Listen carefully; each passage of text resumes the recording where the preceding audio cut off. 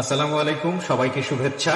আমি আরজি কিবরিয়া বলছি YouTube channel থেকে, যেই অরিজিনাল চ্যানেলে এই মুহূর্তে আপনারা আছেন। তো সবাইকে অনুষ্ঠান শোনার আগে বিনীতভাবে অনুরোধ করছি আমাদের চ্যানেলকে সাবস্ক্রাইব করবার জন্য।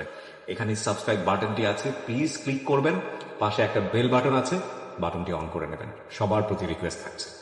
Thank you very much. প্রিয় শ্রোতা, আপনাদের সবাইকে আমন্ত্রণ জানাচ্ছি জীবন গল্পের আরো একটি এপিসোডে আপনারা সবাই কান পেতেছেন, এবং এই অনুষ্ঠানটি একযোগে আপনারা যারা শুনছেন, বিশেষ করে দেশের বাইরে যারা শুনছেন, তাদের সবাইকে বিশেষভাবে আমন্ত্রণ জানিয়ে শুরু করছি আজকের এই এপিসোডটি। তো অনুষ্ঠানের শুরুতেই আমি বিশেষভাবে আজকে আপনাদেরকে অনুরোধ করব যে এই অনুষ্ঠানের পুরোটা সময় জুড়ে আপনারা আমাদের সঙ্গে থাকবেন। যে আমার সঙ্গে যিনি রয়েছে তার সঙ্গে একটু পরিচিত হব। জি ভাই, আপনি প্রথমে আপনার নামটা একটু বলেন। আমার নাম মোহাম্মদ আশরাফুল ইসলাম। বয়স কত এখন? বয়স 30 বছর। 30 বছর চলছে। জন্ম জেলা? জন্ম জেলা ঝিনাইদহ, গ্রাম নেবুতুল্লাহ। এখন থাকছেন কোথায়? এখন রাজশাহী ইউনিভার্সিটি। রাজশাহী ইউনিভার্সিটি এরিয়াতে আছে। ওকে, রাজশাহী ইউনিভার্সিটি শব্দ যেহেতু এসছে তখন বুঝতেই পারছেন আমি আগে থেকে কোনো টাচ দিতে চাই না, তবে যিনি আমাদের সঙ্গে আছেন যে আশরাফ ভাই, বেসিক্যালি বিশ্ববিদ্যালয় পড়ুয়া একজন স্টুডেন্ট, এবং শুধু বিশ্ববিদ্যালয় পড়ুয়া না, সর্বোচ্চ ডিগ্রিধারী একজন স্টুডেন্ট। আপনি রাজশাহী বিশ্ববিদ্যালয় থেকে আপনি গতকালকে এসছেন আমার সঙ্গে দেখা করার জন্য, এখানে জীবনের গল্পটা বলার জন্য, এবং আপনাকে যারা ভিডিও ফুটেজে দেখবে আজকে তারা বুঝবে যে আপনি কত কষ্ট করে এখানে এসছেন। তো ঠিক আছে, আজকে আপনার জীবন গল্প আমরা শোনাতে চাই আমাদের লাখ লাখ মানুষদেরকে। তো শুরু করুন আপনি একেবারে ছোটবেলা থেকে, যেখান থেকে বলার আছে। আমি 1996 সালে আমার আদর্শ লিপির মাধ্যমে আমার লেখাপড়ার হাতে খড়ি হয়। 1999 সালে আমি 5ম শ্রেণী পাশ করি, এবং 2000 সালে একটা হাই স্কুলে ভর্তি হই। হাই স্কুলে ভর্তি হওয়ার পরে ওখান থেকে লেখাপড়া চলছে। এভাবেই চলতে চলতে আমার মায়ের মা 2002 সালে বুকের 2টা বাল্ব নষ্ট হয়ে এবং লিভারে পানি জমে মারা যায়। তখন থেকেই আমার লেখাপড়া বন্ধ হয়ে যাওয়ার উপক্রম। তার কিছুদিন পরে আমার আব্বা অ্যাজমা এবং টিবি প্যারালাইসিসে আক্রান্ত হয়ে মারা যায়। আপনি তখন কোন ক্লাসে?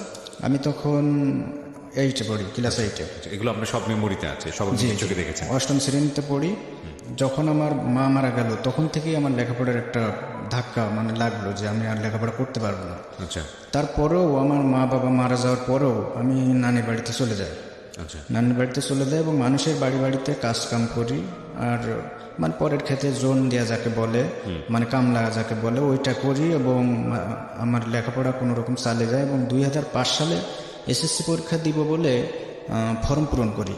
আমি ফর্ম পূরণ করি, কিন্তু আমার টাইফয়েড জ্বরে আক্রান্ত হওয়ার কারণে আমি 2005 সালে এসএসসি পরীক্ষায় অংশগ্রহণ করতে পারি না। আচ্ছা। 2005 সালে এসএসসি পরীক্ষা দিব বলে আমি ফর্ম পূরণ করি, কিন্তু আমি 2005 সালে টাইফয়েড জ্বরে আক্রান্ত হই। টাইফয়েড জ্বরে আক্রান্ত হওয়ার কারণে আমি পরীক্ষায় অংশগ্রহণ করতে পারি না। তারপরে আমি 2006 সালে আবার পরীক্ষা দেবো বলে আবার প্রস্তুতি নিই, কিন্তু আমার এই ডান হাতের বৃদ্ধাঙ্গুলটি আঙুলহাটা রোগে আক্রান্ত হয়, আমি পরীক্ষায় অংশগ্রহণ করতে পারি না। একদিন এইভাবেই আমার লেখাপড়া বন্ধ হয়ে যায়। লেখাপড়া বন্ধ হয়ে যাওয়ার পরে আমি ঢাকা চলে আসি। মিরপুর একটা গার্মেন্টসে কাজ করি। আচ্ছা আচ্ছা। তারপর ওই গার্মেন্টস থেকে অনেকদিন কাজ করার পরে বেতন খুব সীমিত হয়, আমার ভালো লাগলো না। আচ্ছা আচ্ছা। তারপরে একদিন আমি ঝিনাইদহে আবার ফিরে যাই। ঝিনাইদহে ফিরে গিয়ে ওখানেই আমাদের ঝিনাইদহ শহরেই এক ব্যবসায়ীর কাছে তার ব্যবসা দেখাশোনার চুক্তি করে, থাকা খাওয়ার চুক্তি করে বিনা বেতনে তার ব্যবসা দেখাশোনা করতাম। আচ্ছা আচ্ছা। এভাবে ব্যবসা দেখাশোনা করতে করতে আমার নিজের ভিতরে একটা সেন্সিটিভ তৈরি হলো যে আমি নিজেই ব্যবসা করবো। কিসের ব্যবসা ছিল এটা? এটা হচ্ছে যে প্যান গেঞ্জি, ম্যাক্সুনা, থ্রি পিস, মেয়েদের এবং বাচ্চাদের। আচ্ছা। বাচ্চাদের। তো আমি এইভাবে ব্যবসা করতে শুরু করি। একটা সাইকেল এবং আমার একটা ছাগল ছিল, ওই ছাগলটা বেশ বিক্রি করে আমি সাইকেল কিনি। আচ্ছা। সাইকেল কিনে ওইভাবে আমি কুষ্টিয়ার পোড়াদায় চলে যাই। আচ্ছা। কুষ্টিয়ার পোড়াদা যেয়ে ওখান থেকে মাত্র 800 টাকা আমার পুঁজি ছিল। জি। 800 টাকা দিয়ে আমি ব্যবসা শুরু করি। আচ্ছা। এভাবে আমার ব্যবসা চলতে থাকে। চলতে চলতে 2007 সালের এসএসসি পরীক্ষার রেজাল্ট দিল। দেওয়ার পরে আমাদের আমার নানির বাসায় থাকি তখন, নানির গ্রামের মসজিদের ইমাম বলল যে তোমার মতো একটা মেধাবী ছাত্র ঝরে যাচ্ছে, এভাবে তুমি যদি ভর্তি হয়ে থাকতে এসএসসিটা পাশ করতে পারলো, মানুষে বলতো না ছেলেটা এসএসসি পাস। আচ্ছা। তো আমি এভাবে ইমামের কথা মতো আমি আবার তখন নামাজ কালাম পড়তাম। জি। ছোটবেলা থেকে আমি নামাজ কালাম পড়ি, এখন নামাজ পড়েন, মাশাআল্লাহ। এখনো পড়ি ছোটবেলা থেকেই। আমার আব্বাও একজন ইমানদার ব্যক্তি ছিলেন, তো আমি এভাবে আব্বা আমাকে নিয়ে বেড়াতেন ইয়ে করে, তো ওইভাবে নামাজ কালামের প্রতি আগ্রহ আমার থাকে। এরপর হচ্ছে মানে ব্যবসা করতে করতে ওই ইমাম সাহেব যেটা বললেন, হ্যাঁ ইমাম সাহেব, ওটা আমি হচ্ছে ভর্তি হলাম এইচএসসি তে, মানে হচ্ছে 8ম শ্রেণীতে ভর্তি হই। আমি বুঝলাম না, আপনি এসএসসি পাস করেছেন 2007 সালে আবার 8ম শ্রেণীতে ভর্তি হই। কেন? এসএসসি পাস করার পর আপনি 8ম শ্রেণী? এসএসসি পাস করি নাই তো, এসএসসি পরীক্ষায় মানে 2006 সালেও 5 সালেও মানে টাইফয়েড জ্বরের কারণে দিতে পারি নাই। 2006 সালে মানে আমার বৃদ্ধাঙ্গুলে ঘা হওয়ার কারণে আমি পরীক্ষা অংশগ্রহণ করি নাই। ওইভাবে আমার লেখাপড়া বন্ধ হয়ে যায়। আচ্ছা আচ্ছা। এক পর্যায়ে বন্ধ হয়ে গেলে আমি লেখাপড়া ছেড়েই দিয়েছিলাম, দিয়ে ওই ব্যবসাটাই করছিলাম। আচ্ছা। করতে করতে এবার হচ্ছে যে ইমাম সাহেব বোঝালেন, ইমাম সাহেব বললে আমি আবার ভর্তি হলাম। কোথায় ভর্তি হলো? ভর্তি হলাম একটা মাদ্রাসায়, আমার নানির গ্রামে একটা মাদ্রাসায়, ঝিনাইদহ। তো ওখানে ভর্তি হয়ে আমি সারাদিন ওই বেচা কিনা করতাম, সাইকেলে করে গ্রাম ফেরি করে বেড়াতাম। ওই ফেরি করতে করতে মানে এই সারাদিন পর এসে পড়তে বসতাম ক্লাস 8-এ। জি, ক্লাস 8 পর্যন্ত পড়ুয়া স্টুডেন্ট। আপনি ক্লাস 8-এ কেন ভর্তি হলেন? এখন মানে ওই সময় ক্লাস 9 থেকে 9-এর নিচে থেকে ফর্ম পূরণ করতে হতো। আচ্ছা। আর হচ্ছে যে মানে 8ম শ্রেণী পাস মানে হওয়া লাগবে, 8ম শ্রেণী পাস হওয়া লাগবে। আচ্ছা। 8ম শ্রেণী পাস হওয়া না লাগলে 9-এ ভর্তি হওয়া যাবে না, এই জন্য আবার 8-এ ভর্তি হওয়া লাগলো। কয় বছর আমি তো পরে? 8ম শ্রেণী পাস ছিলাম না। কয় বছর পরে এটা? মানে 8ম শ্রেণী হচ্ছে যে 2007 সালে ওইটা। তো না, আপনি পড়াশোনার গ্যাপ ছিল কত বছরের? তো পড়াশোনার গ্যাপ আসলে ওইভাবে হচ্ছে যে মানে ওই যে এসএসসি পরীক্ষার যে ইয়েটা, ওইটাই হচ্ছে মানে গ্যাপ, মানে 2006 থেকে। যেটা বলতে চাচ্ছি সেটা হচ্ছে যে আপনি যখন এসএসসি পরীক্ষা আসলো, ফর্ম ফিল আপ করতে পারলেন না, টাইফয়েড হলো, তো তখন এটা কত সাল? তখন হচ্ছে 2005 সাল। 5 সাল। তারপরে আপনি নতুন করে ক্লাস 8-এ ভর্তি হলেন, সেটা কত সালে? 2007 সাল। 2 বছরের গ্যাপ। জি। তো এসএসসি পড়ুয়া একটা স্টুডেন্ট, আপনি গিয়ে ক্লাস 8-এ ভর্তি হলেন, আপনি তো 9 পাস ছিলেন। 9 এখন হচ্ছে যে মানে ওই আমার সময়টা আসলে চলে গেছিল। আচ্ছা। এই কারণে ফর্ম ফিল আপের সময়টা চলে গেছিল, এই কারণে আমার 8ম শ্রেণীতে আমাকে ভর্তি হতে হয়েছিল। তো ভর্তি হওয়ার পর আমি ওইভাবে ব্যবসা করতাম, গ্রামে সারা গ্রাম অন্তত 50 মাইল সাইকেল চালাতে হতো।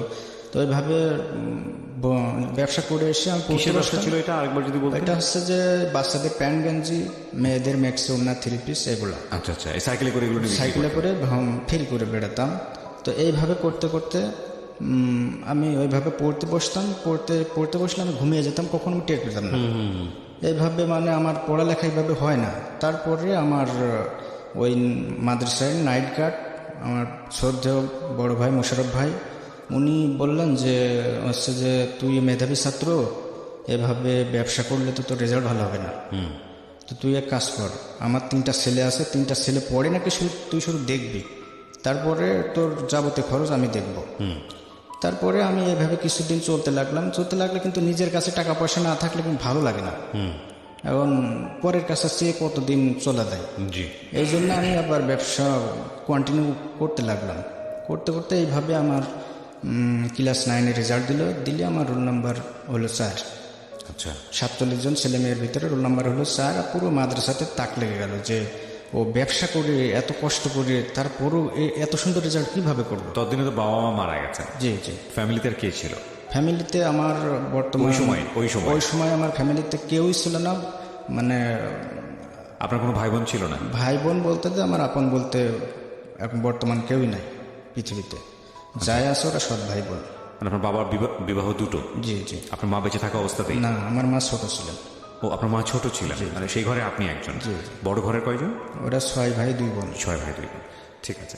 তারপর কি হলো? ওনার দিক থেকে কোনো ধরনের কোনো হেল্প আসতো না ওই সময়টা? না, ওরা আমাকে আরো গোপনে মানে হত্যা করার চেষ্টা করেছে ওই সময়টাতে? জি। তারপরে ওই 9-এ উঠলাম, ক্লাস 9-এ ওঠার পরে মানে রেজাল্ট ভালো হলো, 4 নম্বর হলো। 4 নম্বর হলাম, তখন সবাই তাক লেগে গেল। তাক লেগে গেলেই সবাই আমাকে মানে একটা মানে ওই যে মানে আমার প্রতি আকৃষ্ট হলো যে ছেলেটা এত কষ্ট করে তারপরও এত সুন্দর রেজাল্ট, তারপর আমাকে সবাই ভালোবাসে, অনেক ভালোবাসে এবং মানে আমাকে অনেক ছাড় দিতে লাগলো, টাকা পয়সা যেখানে যা লাগে, যেখানে আমাকে নেয় না আমার টাকা।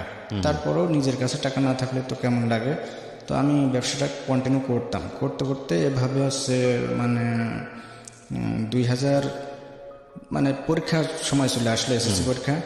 তো এসএসসি টেস্ট পরীক্ষার পরে আমার মানে রেজাল্টটা আরও ভালো হলো। আচ্ছা, টেস্ট পরীক্ষা তখন আমি আপনি পড়তেন ওই সময়? টিউশনি পড়তেন, কারো কাছে পড়তেন, প্রাইভেট পড়তেন? প্রাইভেট একটা জিনিস কি, আমি প্রাইভেট পড়ার সুযোগ পাইনি কোনোদিন। আচ্ছা প্রাইভেট ছোটোবেলা থেকে আমি পড়তাম না, প্রাইভেট পড়ার সুযোগও পাইনি। আচ্ছা। আর একটা জিনিস কি মানে বুঝতেই তো পারছেন যে প্রাইভেট পড়বো কখন আমি। তাহলে এই যে অঙ্ক, ইংরেজি, এগুলো তো খুব কঠিন সাবজেক্ট। এগুলো আমি ছোটোবেলা থেকেই আমার হচ্ছে যে মানে ওই পাশের মানে আমার ওই যে পাশের বাড়িতে আমি একজনের কাছে পড়তাম। আচ্ছা। তো এভাবে আমি আমার বেসিস আবার একটু এখনো পর্যন্ত আমি যদি নাও পড়ি, তা আমার বানিয়ে লিখলেও আমি মানে খুব ভালো ফলাফল করতে পারি ইনশাল্লাহ। ওকে। তো অঙ্ক ইংরেজি তো বানিয়ে লেখার সুযোগ নেই, যে কারণে জিজ্ঞেস করছি। অঙ্ক ইংলিশটা আমার হচ্ছে এমনি বেসিসটা ভালো। অঙ্ক ইংলিশ বাংলাটাও ভালো, আমার বাংলা প্লাস আছে। যাই হোক, তারপরে কি হলো আপনার? ওই পরীক্ষার কথা বলছিলেন, টেস্ট পরীক্ষায় ভালো রেজাল্ট। টেস্ট পরীক্ষায় ভালো রেজাল্ট হওয়ার পরে আমার ভাইরা বললো যে তুই ব্যবসাটা আপাতত বন্ধ রাখ। মানে স্যারেরাও বললো যে ব্যবসাটা বন্ধ রেখে আপাতত লেখাপড়া কর, ভালো রেজাল্ট হলে তোর হচ্ছে যে একটা ইয়ে হবে। তারপরে আমি শৈলকুপায় পরীক্ষা হবে, শৈলকুপা থানায়, ওখানে আমি পরীক্ষার এর জন্য মেসে চলে গেলাম। তো ওখানে আমরা 3 বন্ধু থাকি, ওখান থেকে পরীক্ষা দিলাম। দেওয়ার পরে কত সালে পরীক্ষা দিলেন? 2010 সালে। 2010 সালে। আচ্ছা। 2010 সালে পরীক্ষা দেওয়ার পরে মানে পরীক্ষাটা শেষ হলো, কোনো রকম শেষ হওয়ার সাথে সাথে আমি আবার ব্যবসাটা শুরু করলাম। আচ্ছা, এই ফেরি করার ব্যবসা? যে ফেরি মানে গ্রামে আবার ব্যবসা শুরু করলাম। এখন শুরু করতে করতে এখন আমার ওই সৎ ভাই বোন দেখলো যে ও তো লেখাপড়া করে বড় কিছু হয়ে যাবে, এই জন্য লেখাপড়া করতে দেওয়া যাবে না, যাই হোক ওর কিছু করতে হবে। তারপরে হচ্ছে যে আমি ঝিনাইদহ পানের হাটে একদিন ওই ব্যবসার ওই মানে কাপড়ের গাঠ এবং সাইকেল টাইকেল সহ নিয়ে বসে চা খাচ্ছি, বৃষ্টি হচ্ছে, আমি বসবো। তো আমার ওই সৎ এক মানে ভাই, এখন ঠিক আছে, আপনি পরিচয় না বলতে চাইলো সমস্যা ভাই, উনি হচ্ছে বললেন যে মনি সাইকেলটা দে, আমি একটু ঘুরে আসছি। কিন্তু আমার সাইকেলে আমার কাপড়ের গার্ড বাঁধা এবং সামনেও অনেক কাপড় চোপড়, এই যেগুলো ব্যবসার জিনিসগুলো থাকে এগুলো আছে। তারপরে আমি ইতস্তত বোধ করলাম যে না, দেওয়া যাবে না, হচ্ছে যে এটা আমি বুধবারে মাল তুলেছি 10,000 টাকার, আমার বৃহস্পতিবারে হাটের দিন বিক্রি করতে আসছি, এই আমার আজকে বেচা কেনা করলে অনেক একটা ইয়ে হবে, তো আমি এখন তো এটা করতে পারবো না। একটা টিপ টিপ করে বৃষ্টি হচ্ছে ওই সময়। তো বলছে যে তুই বসে চা খা, আমি ঘুরে আসছি। এইভাবে উনি আমার কাছ থেকে ছিনতাই করে নিয়ে চলে গেল। আপনার সৎ ভাই? আমার সৎ ভাই। ওই কাপড় চোপড় সাইকেল সহ ছিনতাই করে নিয়ে চলে গেল। আচ্ছা। নিয়ে গিয়ে উনি সাইকেল সহ ওগুলো বিক্রি করে দিলেন। বলেন কি, বিক্রি করে দিল? আপনি জানলেন কিভাবে? এটা হচ্ছে যে মানে আমি জানছিলাম, পরে হচ্ছে যে গিয়ে কি আর ফিরে আসেনি? মানে না, গিয়ে আর ফিরে আসেনি উনি। আচ্ছা, তারপর আপনি যোগাযোগ করলেন না কি করলেন? তারপরে আমি ওর বড় ভাই মানে যিনি বড়, ওদের সবার বড় জনের কাছে যে বললাম যে ভাই অমুক আমার সাইকেল এবং কাপড়ের গাঠ সহ নিয়ে গেছে, আমি কি করব? তবে ও সব আমি জানি না, ও সব তুই যা করবি করবে যা। যখনই আমি বললাম যে আমি র্যাবের কাছে যাব, তখনই উনি হচ্ছে যে তোড়পাড় করা শুরু করলো যে র্যাবের কাছে গেলে তো আমারও ক্ষতি হবে, কারণ আমারই ভাই। এরপর হচ্ছে যে আমি হচ্ছে যে ইয়ে করলাম, মানে র্যাবের কাছে আর গেলাম না, কিন্তু আমার সাইকেলটা পরে ফিরিয়ে দিছিল। জানতে পারলেন কিভাবে যে আপনার কাপড়গুলো এগুলো বিক্রি করে দিয়েছে? ওই মানে উনি বলছে, ওর বড় ভাই বলছে যে তো কাপড় চোপড় সব বিক্রি করে দিয়েছে, সাইকেলটাও বিক্রি করে দিল, কিন্তু সাইকেলটা আমি ফিরে নিয়ে আসছি। আচ্ছা।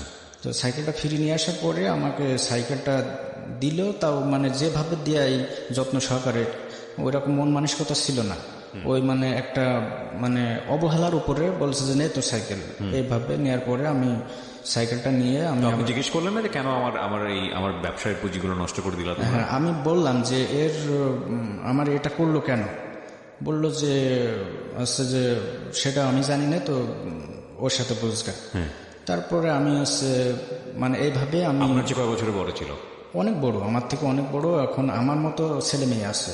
ও ওই সময়ে তার মানে আপনি যেহেতু ছোট ছিলেন, আপনি আর পারেননি ওনার সঙ্গে ফেস টু ফেস কত কথা না বলতে। না আমি তো মানে ও বড় ভাই চেয়েছে আমি দিয়েছি। আচ্ছা আমি তার আমার মনে তো আর সন্দেহ নেই যে ও নিয়ে যে এই কাজ করবে। আচ্ছা, যেহেতু আপনার ব্যবসার 12টা বাজিয়ে দিল, তারপর যে আমার ব্যবসার 12টা বাজিয়ে দেওয়ার পরে আমি আরাপুর শহরে মানে ঘুরে বেড়াচ্ছি। যে ঘুরে বেড়ালো ওই যে সেই মুশারফ ভাই, ওই যে যিনি আমাকে বাচ্চাগুলো পড়তে বলেছিলেন, বাচ্চাগুলো পড়াতে বলছিলেন না, উনি ওই ভাই আবার দেখি রিক্সায় করে যাচ্ছে। যাওয়ার পরে আমাকে বলছে যে আশরাফুল, তুই এভাবে ঘুরে বেড়াচ্ছিস, অবস্থা আমার একদমই খারাপ, মন মাইন্ড খুবই খারাপ। তারপরে আমি বললাম ভাইকে সব। ভাই বলল যে তোর ব্যবসা করা লাগবে না, তুই আমার সাথে চল।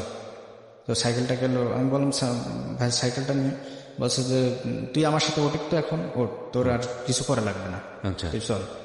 তারপরে আমি গেলাম, উনি ঘুমিয়ে আসছে। ওই সময় আমাকে কিছু বলেনি, রাত 12টার সময় আমাকে বলছে তোর খাওয়া দাওয়া যা লাগে তুই, মানে ওনার স্ত্রীকে আমি আবার বউ বলে ডাকতাম, ওনার বাড়িতেই থাকতাম, এক রকম ওনার বাড়িতে খাওয়া দাওয়া সবকিছু ওনার বাড়িতেই করতাম।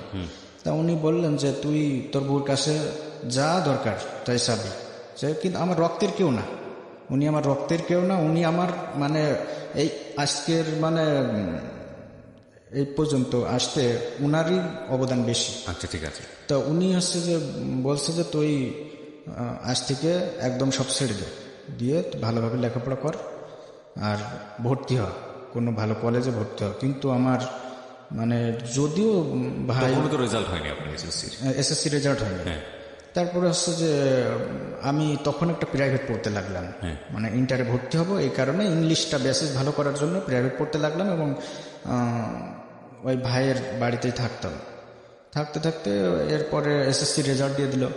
দেওয়ার পরে আমি মানে ওই সাইকেলটা যে পাইলাম, সাইকেলটা পেয়ে আমি মানে সাইকেলটা নিয়ে ভাইয়ের বাসায় থাকি।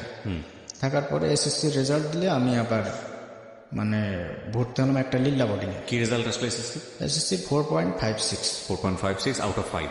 জি। তারপরে আমি লিল্লা বোর্ডিং বলতে কি বোঝায় এটা? কি এটা হচ্ছে যে মানে ভাত সম্পূর্ণ ফ্রি। আচ্ছা, যেটাকে সম্পূর্ণ ফ্রি, 3 ছেলে মেয়ে এখানে লেখাপড়া করে বেশি। ওখানে ভর্তি হলেন? জি। আচ্ছা, তো ওখানে ভর্তি হলাম। এটার নাম কি ছিল? বদরগঞ্জ বাকিবিল্লাহ কামিল মাদ্রাসা। বদরগঞ্জ বাকিবিল্লাহ কামিল মাদ্রাসা, এটা কি ঝিনাইদহে? চুয়াডাঙ্গা। চুয়াডাঙ্গাতে। আচ্ছা, তো ওখানে লিল্লা বোর্ডিং এ থাকতেন? জি। আবু বকর সিদ্দিক ভাইয়ের কাছে প্রাইভেট পড়ি, এবং উনি আমাকে মানে দিলেন যে তুমি লিল্লা বোর্ডিংয়ে ভর্তি হলে তোমার জন্য ভালো হবে। আমি ভাইকে বললাম যে ভাই আমার তো এই অবস্থা, তো আমি কোথায় ভর্তি হলে, কলেজে ভর্তি হবো নাকি কোনো মাদ্রাসায় ভর্তি হবো, ভর্তি হলে আমার জন্য ভালো হবে? বললো তোমার জন্য বদরগঞ্জ বাকিবিল্লাহ কামিল মাদ্রাসা লিল্লা বোর্ডিংয়েই যথেষ্ট। আচ্ছা, ওখানে কাজী জাহাঙ্গীর আনাম স্যার আছে, ওখানে ইংলিশে ভালো করতে পারবা, ওখানে ভর্তি হও। আচ্ছা। তারপরে ওখানে ভর্তি হলাম। ভর্তি হওয়ার পরে আমার মানে ওই যে ব্যবসাটা আবার শুরু করলাম, মানে ওই কাপড় ফেরি করে বেড়ানোর ব্যবসাটা আবার শুরু করলাম। এর মধ্যে আমার পায়খানা দিয়ে প্রচুর পরিমাণে রক্ত পড়া শুরু হয়। এটা রক্ত পড়া শুরু হলে আমি মানে যখন টয়লেট থেকে উঠি তখন আমার মাথা পুরো মানে ভো ভো করে ঘুরতে থাকে, এবং আমি মানে পুরো দুনিয়াটা অন্ধকার হয়ে যায়। তারপরে ওখান থেকে আমি মানে ভয় পেয়ে যাই, বিশাল একটা ভয় পাই যে আমার এই অবস্থা হওয়ার কারণ কি। তারপরে আমার ওখানকার বন্ধুরা আমাকে নিয়ে ডাক্তারের কাছে নিয়ে টানা হাসলা করে, ডাক্তারের কাছে ছোটাছুটি করার পরে ডাক্তার বলল যে এটা হচ্ছে যে পাইলস মতোই, কিন্তু পাইলস না, ওটা যেটা পাইলস থেকে হয় সেটা না, এটা হচ্ছে সরাসরি মানে খাদ্যনালী থেকে আসছে। আচ্ছা। তারপরে আমার মানে ডাক্তারের আমাকে যেভাবে চলতে বললেন আমি ওইভাবে চললাম। আপাতত ব্যবসাটা একটু বন্ধ রাখলাম। তারপরে এভাবে আমি মানে ওই যে রক্ত পড়া শুরু হলো, মানে প্রতিদিন অন্তত মুরগি জবাই করে দিলে যেভাবে রক্ত পড়তো ওইভাবে রক্ত তীরের মতো ছুটতো প্রতিদিন। কিন্তু ওইভাবে হতে হতে আমি মানে একদম শরীর একদম কঙ্কাল হয়ে যায়। তো কঙ্কাল অবস্থায় চলে যাওয়ার পরে আমার মানে মাথা একদম মানে গরম হয়ে যেত। সবসময় আমি দিনের ভিতর 3-4 বার গোসল করতাম। তারপরে এইভাবেই আমার চলতে চলতে আমি দেখলাম যে আমি তো শেষ হয়ে গেলাম। তারপরে আমার বন্ধুরা হচ্ছে যে বললো যে ওই যে মানে হোমিওপ্যাথি খেতে। আচ্ছা। তো আমি হোমিওপ্যাথি খেলাম আমার কাজী জাহাঙ্গীর আনাম স্যারের কাছে। স্যার মারা গেছেন, স্যারকে উনি আমাকে ফ্রি চিকিৎসা করাতেন। বলতে যে তোর টাকা পয়সা লাগবে না, তুই যতদিন ওষুধ খাবি আমার কাছ থেকে খাবি। আচ্ছা। এরপরে হোমিওপ্যাথিতেও কোনো কাজ হয় না। তারপরে মানে ওখান করেই শাহরের নাফিস ভাই, বদরগঞ্জেরই শাহরের নাফিস ভাই বলেন যে আচ্ছা মনি, তুই এখান থেকে ওষুধ খেয়ে দেখ, যদি কাজ হয় তাহলে ভালো, টাকা পয়সা লাগবে না। তারপরে ওষুধ খেলাম, কোনো কাজই হয় না, কোনো কিছু তো বন্ধ হয় না। এরপর আমি কবিরাজি চিকিৎসা শুরু করি। আচ্ছা। কবিরাজি বিভিন্ন গাছগাছরা খাই এবং আমার মানে বাগানের গাছগাছরা খাই। তো এভাবে আমার বন্ধুরা টিটকিরি মারত যে ও আশরাফ হচ্ছে আশরাফের কারণে বাগানের গাছগাছালি থাকার মতো নাই। মানে এত খাওয়া শুরু করলাম, মানে নিমের পাতা আমি মুট চাবিয়ে খেতাম, যেটা আল্লাহ সুস্থ করে দেয়, জি, যাতে আমি আল্লাহ আমাকে সুস্থ করে দেয়, এই জন্য খেতাম। রক্ত পড়াটা তো বুঝতে পারছেন ভাই, মানে কেমন অবস্থা, মানে কোনো কাটা ছেঁড়া বাদে যদি রক্ত পড়ে তাও তীরের মতো, তাহলে কেমন মনে হয়। তখন আমার বাথরুম করা এখন একটা আতঙ্কের মতো হয়ে গেছে। তো ওই সময় আমার ওইভাবে রক্ত পড়তে আমি ওইভাবে মানে আমি আপাতত একটু সুস্থ হলাম। তারপরে ব্যবসাটা আবার শুরু করলাম। শুরু করতে এভাবে 2010-এর সেশনটা শুরু হলাম। আপনার এখানে একটা নোট করার মতো যে ওই সময়টাতে প্রপার ট্রিটমেন্ট যেটা হওয়ার কথা ছিল সেটা হতে পারেন নাই, কিন্তু কোন রকম একটু সুস্থ হয়েছেন, কিন্তু তারপর আবার নতুন করে ব্যবসা শুরু তখন আপনি ভর্তি হয়েছেন ইন্টারমিডিয়েট বদরগঞ্জ বাকিবুল্লাহ কামিল মাদ্রাসায় ভর্তি হয়েছে। আচ্ছা, ওটাকে কি বলে? আলিয়া মাদ্রাসা, মানে আলিয়া বলে। ইন্টারমিডিয়েটকে কি বলে? আলিয়া হচ্ছে আলিম বলে। আলিমে ভর্তি হয়েছে। ওকে, তারপর? তো ওটাই আমি মানে ওইভাবে চলতে আমি ব্যবসা শুরু করি। ব্যবসা শুরু করে তারপরে এইভাবে 2010-এর সেশনটা চলে গেল, 11 সেশনটা শুরু হলো। কারণ এর ভিতরে আবার ইয়ার চেঞ্জ পরীক্ষা, মানে বর্ষ শেষ পরীক্ষাগুলো আমি দিলাম, কিন্তু আমার হাত পা ওখান থেকেই আমার ওই রক্ত পড়ার কারণে আমার হাত পা মানে থরথর করে কাঁপা শুরু হলো। আমি লিখতে গেলে লাইন অন্যদিকে চলে যেত, মানে শরীরে এনার্জি নাই, শরীরে এত দুর্বল হয়ে গেছিল। তারপরে আর একটা জিনিস, সেটা হচ্ছে যে ভাই বোঝার মতো যে যার মা বাপই নাই তার আবার কেয়ার নেবে কে? না, এটা আমি বলতে চাচ্ছিলাম।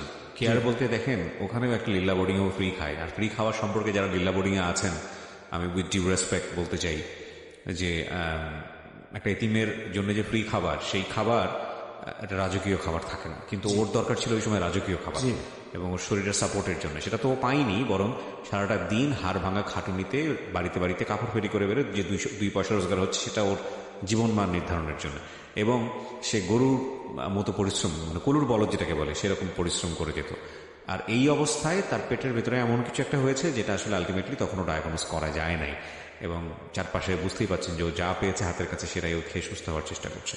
তাহলে শরীরের অবস্থাটা কি হতে পারে? ওর হাত পা কাঁপাকাঁপি তো খুবই স্বাভাবিক, এটাই আসলে বলতে চাচ্ছে। হ্যাঁ, তারপরে এভাবে 2011 সেশনটা শেষ হলো, কোনো রকম শেষ করলাম। ব্যবসার মাধ্যমে ব্যবসা করতে এভাবে শেষ করতে আমার মানে আলিম পরীক্ষার টেস্ট পরীক্ষা শুরু হলো। টেস্ট পরীক্ষা মানে শুরু হলে আমি ব্যবসা বন্ধ করে টেস্ট পরীক্ষা দিলাম। টেস্ট পরীক্ষায় আমার রেজাল্ট একটু কমা হওয়ার কারণে আমার মানে নিজের মাইন্ডে লাগলো যে এত কষ্টের পর যদি রেজাল্ট খারাপ হয় তাহলে তো মানুষের ভিতরে আমি মুখ দেখাতে পারবো না। তারপরে আমি মানে ব্যবসাটা বন্ধ রাখলাম আপাতত। বন্ধ রেখে আমি ওই আলিম পরীক্ষা পর্যন্ত, মানে ফাইনাল পরীক্ষা পর্যন্ত, বোর্ড পরীক্ষা পর্যন্ত আমি স্থগিত রেখে আমি ভালোভাবে পড়তে লাগলাম।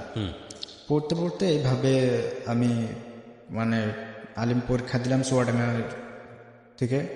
আলিম পরীক্ষা দিয়ে আমি ওইভাবেই মানে আমার ছোটবেলা থেকেই ইচ্ছা ছিল যে জীবনে বড় কিছু একটা হব। মানে তারপরে আমি ওখান থেকে করতে পরীক্ষা দিয়ে পরীক্ষাটা শেষ হয়ে গেল। আলিম পরীক্ষা শেষ হওয়ার পরে আমি এখন সবাই আমার বন্ধুরা ভালো ভালো জায়গায় ভর্তি হচ্ছে, কোচিংয়ে ভর্তি হচ্ছে, যে ইউনিভার্সিটি পড়বে, ইউনিভার্সিটি ভর্তি হবে। কিন্তু আমার ওই সময় যে ইউনিভার্সিটি পড়বো এমন কোনো আমার মানে ভিতরে কোনো আশাই নেই যে আমি আমার মতো একটা ছাত্র ইউনিভার্সিটি পর্যন্ত যাবে, এমন কোনো একটা ইয়েই নেই। আমি মানে এমন অবস্থা আমার, একে তো অসুস্থ, তাতে পরীক্ষা দিচ্ছি, তাতে টাকার টেনশন, মানে আর্থিক সমস্যা। তো এইভাবে আমি চলতে আমার মানে ওই বন্ধুরা সবাই ঢাকায় ভর্তি হলো, কেউ ইসিসি, কেউ মানে ফোকাসে ভর্তি হওয়ার পরে আমি মানে ইউনিভার্সিটি ভর্তি কোচিং এর কথা যে বলছেন? ইউনিভার্সিটি ভর্তি কোচিং। তারপরে আমি মানে এইভাবেই আমি মানে আমার নানির বাড়িতেই থাকি, চলে আসলাম ফিরে। কিন্তু আসলে মূল কথা হচ্ছে যে আমার নানিও ছিল না, আমার নানিও মারা গেছিল। তো নানির ওখানে থাকার পরে আমি ওইভাবে ব্যবসা আবার শুরু করলাম। ব্যবসা শুরু করতে তো করতে নানি মারা গেলেও দেখতো কি আপনাকে তাহলে? ওই যে যে ভাইয়ের কথা বলছি, মানে মোশাররফ ভাই, হ্যাঁ। ওনার বাড়িতেই আমি খেতাম। আচ্ছা, তো আর নানির বাড়ির পাশেই ছিল? জি জি, ওটা নানির বাড়ির পাশে, মানে এটা হচ্ছে শৈলকুপা থানা, ওটা হরিণাকুণ্ডুর থানা, আচ্ছা আচ্ছা, মানে একই ইয়েতে এরিয়ার মধ্যে। এরিয়ার মধ্যে। তো এইভাবে চলতে চলতে আমি মানে ওই ব্যবসাটা আবার শুরু করলাম, যে বিশ্ববিদ্যালয়ে পড়বো কিভাবে, আমার কিছু নাই, কিভাবে কি করব। এভাবে আপনি আমার কি করতেন? এই কাপড় নিয়ে কি বাড়ি বাড়ি কি ডাকাডাকি করতেন? জি জি জি, ওই কি বলতেন? ওই বলতাম যে এই প্যান্ট গেঞ্জি মেক্সুন না 3 পিস নেবেন নাকি, এরকম বলতাম। আচ্ছা, মানে যেটা হচ্ছে যে বলতে হচ্ছে যে গ্রাম্য ভাষায় যা বলে, ওই প্যান্ট গেঞ্জি মেক্সুন না 3 পিস, এরকম বলতাম। আচ্ছা। তো আপনার বললাম, লজ্জা লাগতো না? না, মানে লজ্জা লজ্জা একটা জিনিস কি, যার মানে প্রথম প্রথম একটা লজ্জা লাগতো, প্রথম প্রথম সবারই লজ্জা থাকা স্বাভাবিক, এটা লজ্জা লাগার কথা। তো আমার ওটা যখন চালু হয়ে গেছিল তখন আর লজ্জা লাগতো না, আচ্ছা। কারণ তখন ওটাই আমার কর্ম। আচ্ছা, কয় টাকা লাভ হতো এই সারাদিন কাজ করে? সারাদিন ওই ওই সময় আমার হচ্ছে যদি 2000 টাকা বেচা কেনা করতাম, 300-400 টাকা থাকতো। আচ্ছা, তো এইভাবে চলতে চলতে আমি মানে হচ্ছে যে সবাই যেখানে ইউনিভার্সিটি কোচিং করছে সেখানে আপনি সেখানে আমি ওইভাবে ব্যবসা করছি। তারপরে এর ভিতরে ইন্টার রেজাল্ট দিল, মানে আলিমের রেজাল্ট দিলে রেজাল্টটা একটু মানে একটু ভালো হলো, এসএসসি থেকে একটু মানে কমা হলো। বলে আমি রেজাল্ট পাওয়ার পরে আমি একটা কোচিংয়ে, ঝিনাইদহ শহরে একটা সাধারণ কোচিংয়ে ভর্তি হলাম। আপনার এসএসসি ইন্টারে কি মানে সায়েন্স, আর্টস আর কমার্স? আর্টস। আর্টস ছিল, আচ্ছা হ্যাঁ। তো এখানে হচ্ছে যে আমি ভর্তি হওয়ার পরে মানে আমি পড়তে লাগলাম, পড়তে ওইভাবে ব্যবসা করতাম আর ওইভাবে এসে পড়তাম, কিন্তু আমার পড়া হতো না। তো এইভাবে করতে করতে আমি বাংলাদেশের ভিতরে সবাই মানে যেখানে ঢাকা ইউনিভার্সিটি পড়বে, মানে জাহাঙ্গীরনগর ইউনিভার্সিটি পড়বে, সেখানে আমি শুধু বাংলাদেশের ভিতরে রাজশাহী এবং ইসলামী ইউনিভার্সিটি 2টা ফর্ম উঠাইছি। রাজশাহী ইউনিভার্সিটি আর ইসলাম জি, ইউনিভার্সিটি? ও রাজশাহী ইউনিভার্সিটি একটা আর ইসলামিক ইউনিভার্সিটি একটা, 2টা উঠাইছি। তো প্রথমেই আমি এইভাবে রাজশাহী ইউনিভার্সিটি পরীক্ষা দিলাম। দেওয়ার পরে তখন কিন্তু আমার অবস্থা খারাপ, আমি যে ফর্মের ওই যে বৃত্তটা পূরণ করবো, ওই বৃত্তটা পূরণ করতে গেলে আমার আরেকটা পূরণ হয়ে যায়, আমার এত শরীর দুর্বল, এত শরীর দুর্বল, মানে হাত কাঁপে। আপনারা শুনছেন আশরাফের জীবন গল্প। খুব অল্প সময়ে আপনারা মোটামুটি একটা অন্যরকম আপস অ্যান্ড ডাউনসের মধ্যে দিয়ে গেছেন। বাট আমি জানি যত জীবন গল্প আমি এখানে প্রচার করি, আমি কখনোই খুব বেশি বিস্মিত হই না এখন ইদানিং। কারণ প্রথম থেকে খুব হতাম, প্রথম থেকে প্রত্যেকটা গল্প আমার একেবারে মাথার মধ্যে গেঁথে থাকতো, কিন্তু ব্রেনেরও একটা নির্দিষ্ট ধারণ ক্ষমতা আছে, এরপরে ব্রেন আর পারে না। হ্যাঁ, তো আমার হয়েছে কি, গল্প প্রচার করতে করতে, গল্প শুনতে শুনতে আমার ওই ধারণ ক্ষমতার লিমিট ক্রস করে গেছে। আমি খুব সহজে এখন আর অবাক হই না। মানুষের জীবন যে কতটা নাটকীয়তায় পরিপূর্ণ হতে পারে সেটা আমি মনে করি প্রত্যেকেই নিজের জায়গা থেকে রিয়েলাইজ করতে পারে। এটা খুব সহজ। হয়তো আশরাফ এখানে এসে সুন্দর করে বলছে বলে আশরাফের জীবনটাকে এরকম মনে হচ্ছে। আপনি আপনার নিজের জীবনের দিকে তাকিয়ে দেখেন, আপনার জীবনের আশরাফের মতোই কিংবা তার থেকেও বেশি অনেক আপস অ্যান্ড ডাউনস আছে। তো আমি কথাটা এই কারণেই এখানে বলছি যে কেবল শুরু হয়েছে মাত্র, সামনের দিকে যেতে হবে। অবিশ্বাস্য অনেক কিছুই অপেক্ষা করছে আপনার জন্য। ছোট্ট একটা বিরতির পর ফিরবো।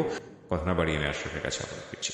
তারপরে আমার মানে ওখান থেকে ফর্ম করতে করতে কিন্তু আমার 2টা ফর্ম নষ্ট করে ফেললাম।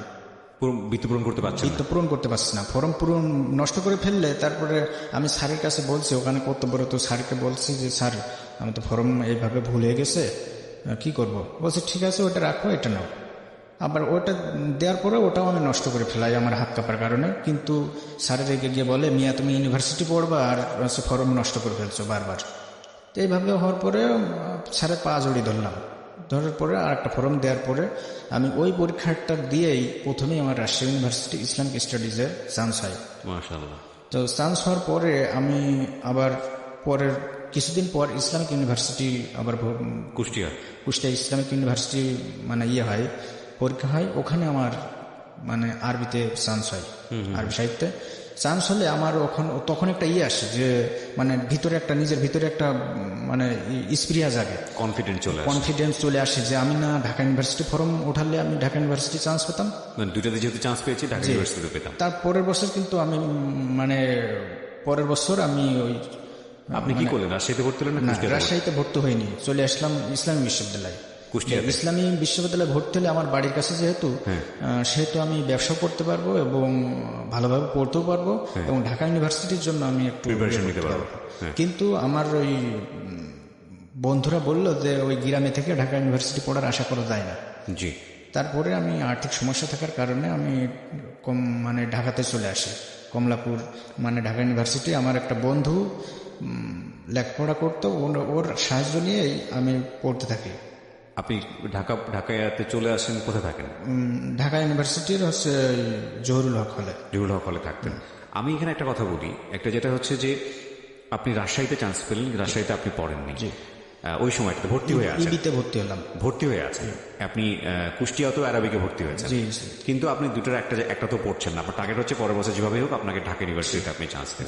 তো ওই সময় জহুরুল হলের কোনো একটা বন্ধুর রুমে থেকে আপনি প্রিপারেশন নিচ্ছেন। জি।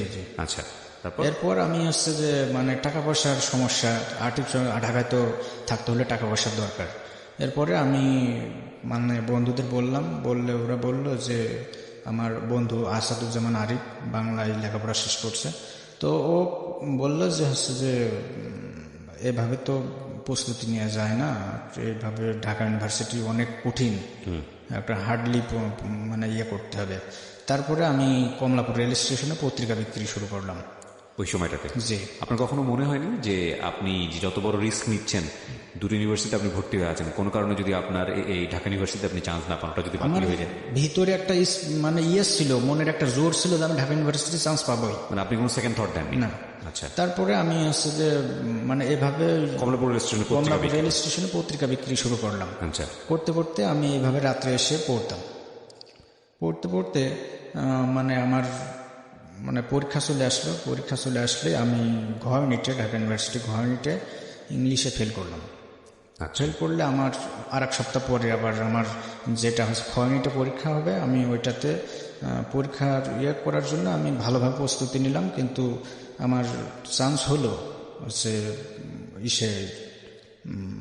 মানে পালি and Buddhist studies, Buddhist studies. কিন্তু আমার ছিল যেভাবে বড় কিছু হতে হলে পালি অ্যান্ড বুদ্ধিস্ট স্টাডিজে পড়ে কিছু হবে না। তারপরে পরের বছর রাজশাহী ইউনিভার্সিটিও ফর্ম ওঠানো ছিল। তারপরে আমার মানে যখন এই ঢাকা ইউনিভার্সিটি ভালো সাবজেক্ট না পেলাম, তখন আমার মন মাইন্ড খারাপ হয়ে গেল। আচ্ছা। যে কি করলাম, রাজশাহীও হারালাম, ঢাকাও হারালাম, এখন আমি তো মানে উভয়কুল হারিয়ে এখন মাঝখানে একটা হাবুডুবু খাওয়া মতো অবস্থা। তারপরে রাজশাহী ইউনিভার্সিটি আবার মানে ভর্তি পরীক্ষা দিলাম। ভর্তি পরীক্ষা দিয়ে ওই মানে লিখিত পরীক্ষার কারণে আমার চান্সটা আবার হয়েছিল। এইভাবে আমি লিখিত পরীক্ষা দিয়ে আবার ওই ইসলামিক স্টাডিজে চান্স হয়। মানে মাঝখান থেকে 1 বছর নষ্ট হলো। জি। ওকে। তো মাঝখান থেকে 1 বছর আমার লস হয়ে যায়। এইভাবে আমি কত সালের থেকে ভর্তি হলেন ইসলামিক? 2013-14 সেশনে ভর্তি হলাম। 13 থেকে 14 সেশনে আপনি রাজশাহী ইউনিভার্সিটিতে ভর্তি হলেন। জি। তো ভর্তি হওয়ার পর এইভাবে ভর্তি হওয়ার পরে ক্লাসটা শুরু হয়ে গেল। শুরু হলে আমার মানে বাড়ি থেকে সবকিছু, নানি বাড়ি থেকে সবকিছু গুছিয়ে রাজশাহী ইউনিভার্সিটি চলে গেলাম। কোন হলে অ্যাড্রেস ছিলেন আপনি? এটা শহীদ জিয়াউর রহমান খান। কিন্তু প্রথমেই তো হলে ওঠা যায় না, তো আমি লেখাপড়া শুরু করলাম। একটা মেসে উঠি। মেসে ওঠার পরে আমার অবস্থা হয়ে গেল কি, যে এমন অবস্থা, তখন আমার যে টাকা পয়সা গুছাইছিলাম ব্যবসা করে, ওই টাকাটা আমার বিশ্ববিদ্যালয়ে ভর্তি প্রস্তুতি নিতে আমার শেষ হয়ে যায়। এই কারণে আমার মানে এমন একটা পর্যায়ে চলে যায় যে এমন কষ্টের ভিতরে, মানে এমন ইসের ভিতরে পড়ে যায় যে ওই মুহূর্তে আমি কিভাবে চলবো, এই চিন্তাটা আমার তখন মাথায় চলে আসে যে এখানে তো ব্যবসা করা যাবে না, এখানে কি করব। তখন হচ্ছে যে আমার মানে ক্লাসের ক্যাপ্টেন বন্ধু আবদুল্লাল মতিন, চুয়াডাঙ্গায় বাসা, ওর কাছে আমি সব শেয়ার করলাম, আমার সবগুলো বিষয় শেয়ার করলাম। করলে ও যে ম্যাচে থাকি একই ম্যাচে, ওই ম্যাচের মালিককে ও বলে যে আঙ্কেল এই অবস্থা। তো তারপরে আঙ্কেল বলে যে বাবা তুমি যতদিন থাকবা ততদিন আমার এখানে থাকবা, টাকা পয়সা লাগবে সম্পূর্ণ ফ্রি করে। মাশাআল্লাহ। তারপরে আমি টাকা পয়সার জন্য ওই আঙ্কেলের ভাস থেকে মানে পড়াতাম। আচ্ছা। ওইভাবে মানে টিউশনি করতাম। তো ওই আব্দুল্লাল মতিনি টিউশনি ঠিক করে দেয়। ঠিক করে দেওয়ার পরে ওইভাবে টিউশনি করে আমি কোনো রকম চলি। আর মানে আমি তখন ওই মানে এতটাই অসুস্থ, এতটাই দুর্বল যে আমি তখন ভাত, মাছ, মাংস, ডিম, দুধ আমি খেতে পারি না, এমন অবস্থা। তো আমি ওই সময় থেকেই হচ্ছে যে ঠান্ডা জাতীয়, তরল জাতীয় খাবার খেতাম। তো এইভাবে আমার মানে মেসে খাবারের সমস্যা থাকার কারণে মেসে থাকা হলো না। আমি হলে উঠে গেলাম। হলে ওঠার পরে আমার মানে অন্য একটা জীবন শুরু হলো। কিরকম? যে মানে বাইরের জীবন একটা, আর হলের জীবনে একটা মানে রাজনৈতিক পর্যায়ে। এটা কি আপনাকে বাধ্য হয়েছে? ওটার আমাকে বাধ্য করার মতোই এক প্রকার, কিন্তু তারপরেও আমি আসলে জড়াতে চাইনি, তো জড়াইনি এর ভেতরে। তো এরপরে আমি ওখান থেকে চলে গেলে ওখানেই আমি মানে টিউশনি করি ওই ইয়েতে, আর শহীদ জিয়াউর রহমান হলে থাকি। থাকার পরে এখন আমার এমন পর্যায়ে শুরু হলো যে আমি খাওয়ার টাকা নাই, পরের দিন আমি খাবো কি, এই চিন্তাটা আমার করতে হয়। তো আমি ওইভাবে মানে মানে কোনো ইয়ে পাচ্ছি না, কুলকিনারা পাচ্ছি না। এর ভেতরে মানে সেন্টার ফর জাকাত ম্যানেজমেন্ট থেকে একটা ফর্ম ছাড়ে। ফর্ম ছাড়ার পরে আমি মানে আবেদন করলাম। ওখানে আবেদন করলে আমার নামটা ওখানে আসে, মানে সব কিছু তুলে ধরে আমি আবেদন করলে ওখান থেকে আসে। মাসে 2000 টাকা করে আমার ওখান থেকে আসতো। কিন্তু ওই 2000 টাকায় আমার চলতো না, কারণ 2000 টাকা ওখানে খেতে, যেখানে 3000 টাকা মাসে হয় না, তারপরে 2000 টাকায় কীভাবে হয়। তারপরেও আমি টিউশন করতাম। আর এভাবে আমার একটা যে জামা কাপড় ভালোভাবে, ভালো শার্ট কিনবো, ভালো প্যান্ট কিনবো, আমার ওই অবস্থাটাও ছিল না। এমন পর্যায়ে চলে গেছিল যে আমার মানে ভিক্ষা করার মতো অবস্থা। তারপরে আমি মানে ওইভাবে ইয়ে করতে করতে আমি টিউশন করতে করতে আর ওই সেন্টার ফর জাকাত ম্যানেজমেন্টের ওই 2000 টাকায় চলতে চলতে এইভাবে আমার মানে চলে। মানে এভাবে 2014 সালের মে মাসের 20 তারিখে হঠাৎ আমি মানে আমার যে দুর্বলতা, অসুস্থতার কারণে আমি ভার্সিটি মেডিকেলে যাই। ভার্সিটি মেডিকেলে গেলে ভার্সিটির স্যার আমার সব কিছু শুনে বলে যে তুমি একটা বিশেষজ্ঞ ডাক্তার দেখাও, তোমার জাতীয় রোগ হয়েছে। জাতীয় রোগ? জি। তারপরে আমি স্যারকে বললাম যে স্যার, আমার ডাক্তারকে বললাম যে স্যার আমার জাতীয় রোগ মানে কি? বলছে যে তুমি ভালো ডাক্তার দেখাও, টের পাবা। তারপরে আমি আমার বন্ধু মতিনকে বললাম, ও আমাকে ডাক্তারের কাছে নিয়ে গেল। নিয়ে যাওয়ার পরে ডাক্তার মানে যে ডাক্তারের কাছে নিয়ে গেল, ওই ডাক্তার আমাকে মানে চেক আপ করে বললো যে আমার এখানে হবে না, খালেকুজ্জামান সরকারের কাছে নিয়ে যান। ওখানে আমাকে নিয়ে গেল। খালেকুজ্জামান সরকার কে ছিল? ডাক্তার, একজন প্রমিনেন্ট ডাক্তার। জি। আচ্ছা, কোথায় বসতো? উনি হচ্ছে রাজশাহী পপুলারে। রাজশাহী পপুলার, ওকে। তো উনি ওখান থেকে উনি আমাকে মানে পেটের ভিতরে মেশিন ঢুকাই দিল। ঢুকাই দেওয়ার পরে ওখান থেকে উনি বললো যে জটিল সমস্যা, তো মানে ঢাকায় নিয়ে যেতে হবে, এখানে সমস্যা খুব জটিল। তারপরে আমার মানে আরো ভয় হতে লাগলো যে খুলে বলে না কি হয়েছে? না, খুলে বললো না। খুলে না বলার পরে আমার বন্ধুরা মানে ওই সময় আমাকে নিয়ে ছোটাছুটি করতে লাগলো। এবং ইউনিভার্সিটির বন্ধুরা? জি, আমার বন্ধুরা হচ্ছে যে মানে আমার ব্যানার, পোস্টার সব কিছু ইউনিভার্সিটিতে মানে ইয়ে করলো। তখন তো রোগ ডায়াগনোজ হয়নি, তখন কেন ব্যানার পোস্টার? মানে তখন রোগটা হচ্ছে যে ওদের কাছে বলছিল। ও আপনাকে জানায়নি? না, আমাকে জানান। তারপরে এটা হওয়ার পরে মানে শুনলাম যে আমার স্টোমাক ক্যান্সার হয়েছে। কোথায় গিয়ে শুনলেন এটা? এটা ঢাকা থেকে এসে। কি হলো ঢাকায় গিয়ে আপনি কি করলেন? ঢাকায় মতিঝিল শাহজাহানপুর ইসলামী হাসপাতালে এসে শুনলাম আমার মানে স্টোমাক ক্যান্সার। তো আমি ডাক্তার আপনাকে বললো? যে না, ডাক্তার আমাকে বলেনি, আমার মানে মানে শুনতে পাইছি আমি এইভাবে। কে বলে আপনাকে ইনফরমেশন? ওটা আমার এক বন্ধু, মানে আমার সাথে 3-4 জন ছিলেন, ওখানে একজন বলছিল। তো বলার পরে আমার মানে ভেঙে পড়ি আমি, যে আমি এত কষ্ট করলাম, এত কিছু করার পরেও যদি আমার এখন মারা যায় আমি, তাহলে তো আমার মানে অস্তিত্বই থাকবে না। তো আমি কিভাবে কি করব। তখন ওরা বললো যে যার কেউ নাই তার আল্লাহ আছে, তুই এত টেনশন করিস না, আমরা তো আছি। কত সালে ধরা পড়লো? এটা হচ্ছে 2014 সালের মে মাসে। মানে ইউনিভার্সিটিতে ভর্তি হওয়ার 1 বছর পরের ঘটনা? ইউনিভার্সিটিতে ভর্তি হওয়ার ওই বছরেই, মানে 13-14 সেশন আপনার? হ্যাঁ। ওখানে আমার হচ্ছে যে চলতে চলতে আমার মানে বন্ধুরা বললো যে এই অবস্থা। তো এখন আমার ওইখানে মতিঝিল 3 মাস চিকিৎসা করালাম, কোনো উন্নতি হয় না। ওই আমার রক্ত পড়তেই থাকে এবং কিছু খাইলেই পেট ব্যথা করে আর বমি হয়ে যেত, আর ঘন ঘন টয়লেট হতো দিন 7-8 বার। দিন 7-8 বার টয়লেট হওয়ার পরে আমার টয়লেট থেকে ওঠার পরে এমন অবস্থা হতো যে আমি টয়লেট থেকে আর উঠতে পারছি না, এমন অবস্থা। রক্ত পড়তো, আবার টয়লেটের সাথে রক্ত যেত, আর এইভাবে আমার মানে কিছু খেলেই আবার উঠে যেত, এই অবস্থা, মানে বমি এবং পায়খানা। মানে স্টোমাক ক্যান্সার ধরা পড়লো, এটা কোন স্টেজে ধরা পড়লো? জি, স্টেজটা কোনটা ছিল ক্যান্সারের? এটা হচ্ছে যে মানে প্রাথমিক পর্যায়ে, ডাক্তার বলছে প্রাথমিক পর্যায়ে আছে, তবে হচ্ছে যে রোগটা অনেক দিন ধরেই ওর ভিতরে বাসা বেঁধেছে। এক্স্যাক্টলি, মানে প্রথম দিকে হয়তো ভালোভাবে ডায়াগনোস হলে আজকে এই অবস্থায় আসতো না। হ্যাঁ, তারপরে আমি হচ্ছে যে ডাক্তারকে মানে আমার বন্ধুরা হচ্ছে যে অনেক টাকা পয়সা তুললো। তোলার পরে আমার আব্বা টাকা পয়সা তুললো কিভাবে? ওই ক্যাম্পাসে আমার ছবি পোস্টার ছাপিয়ে মানে হল থেকে বিভিন্ন জায়গা থেকে মানে ওরা মানে খুবই পরিশ্রম করছে আমার বন্ধুরা, এবং আমার সাথে যেগুলো বান্ধবীরা পড়েছে, ছেলে মেয়ে যারা পড়েছে সবাই, এবং যে আমার সহপাঠীরা এবং আমার স্যারগণও আমাকে, আমার শিক্ষকগণও আমাকে অনেক সহযোগিতা করেছে। তো এই হিসাবে আমার শিক্ষকগণ আমাকে একটা বললেই চলে যে শিক্ষকদের এবং বন্ধুদের মানে সাহায্য পেয়েই আমি মানে। ওই সময়টাতে কি হলো আপনি আমাকে এটা বলেন, আপনি ঘটনা মূল্যায়ন করেন না। আপনি মতিঝিলে আসলেন, মতিঝিলে আসার পরে আপনার যেটা হলো যে আপনি জানলেন যে আপনার স্টোমাক ক্যান্সার, এদিকে আপনার ফ্রেন্ডরা কালেকশন করতেছে। ডে বাই ডে আমি যেতে চাই, ওই সময় আমি আসছে যে মানে করলাম, এখানেই চিকিৎসা করেছি, কিন্তু কোনো কাজ হয় না। আচ্ছা, মানে ওষুধে কোনো কাজ করে না।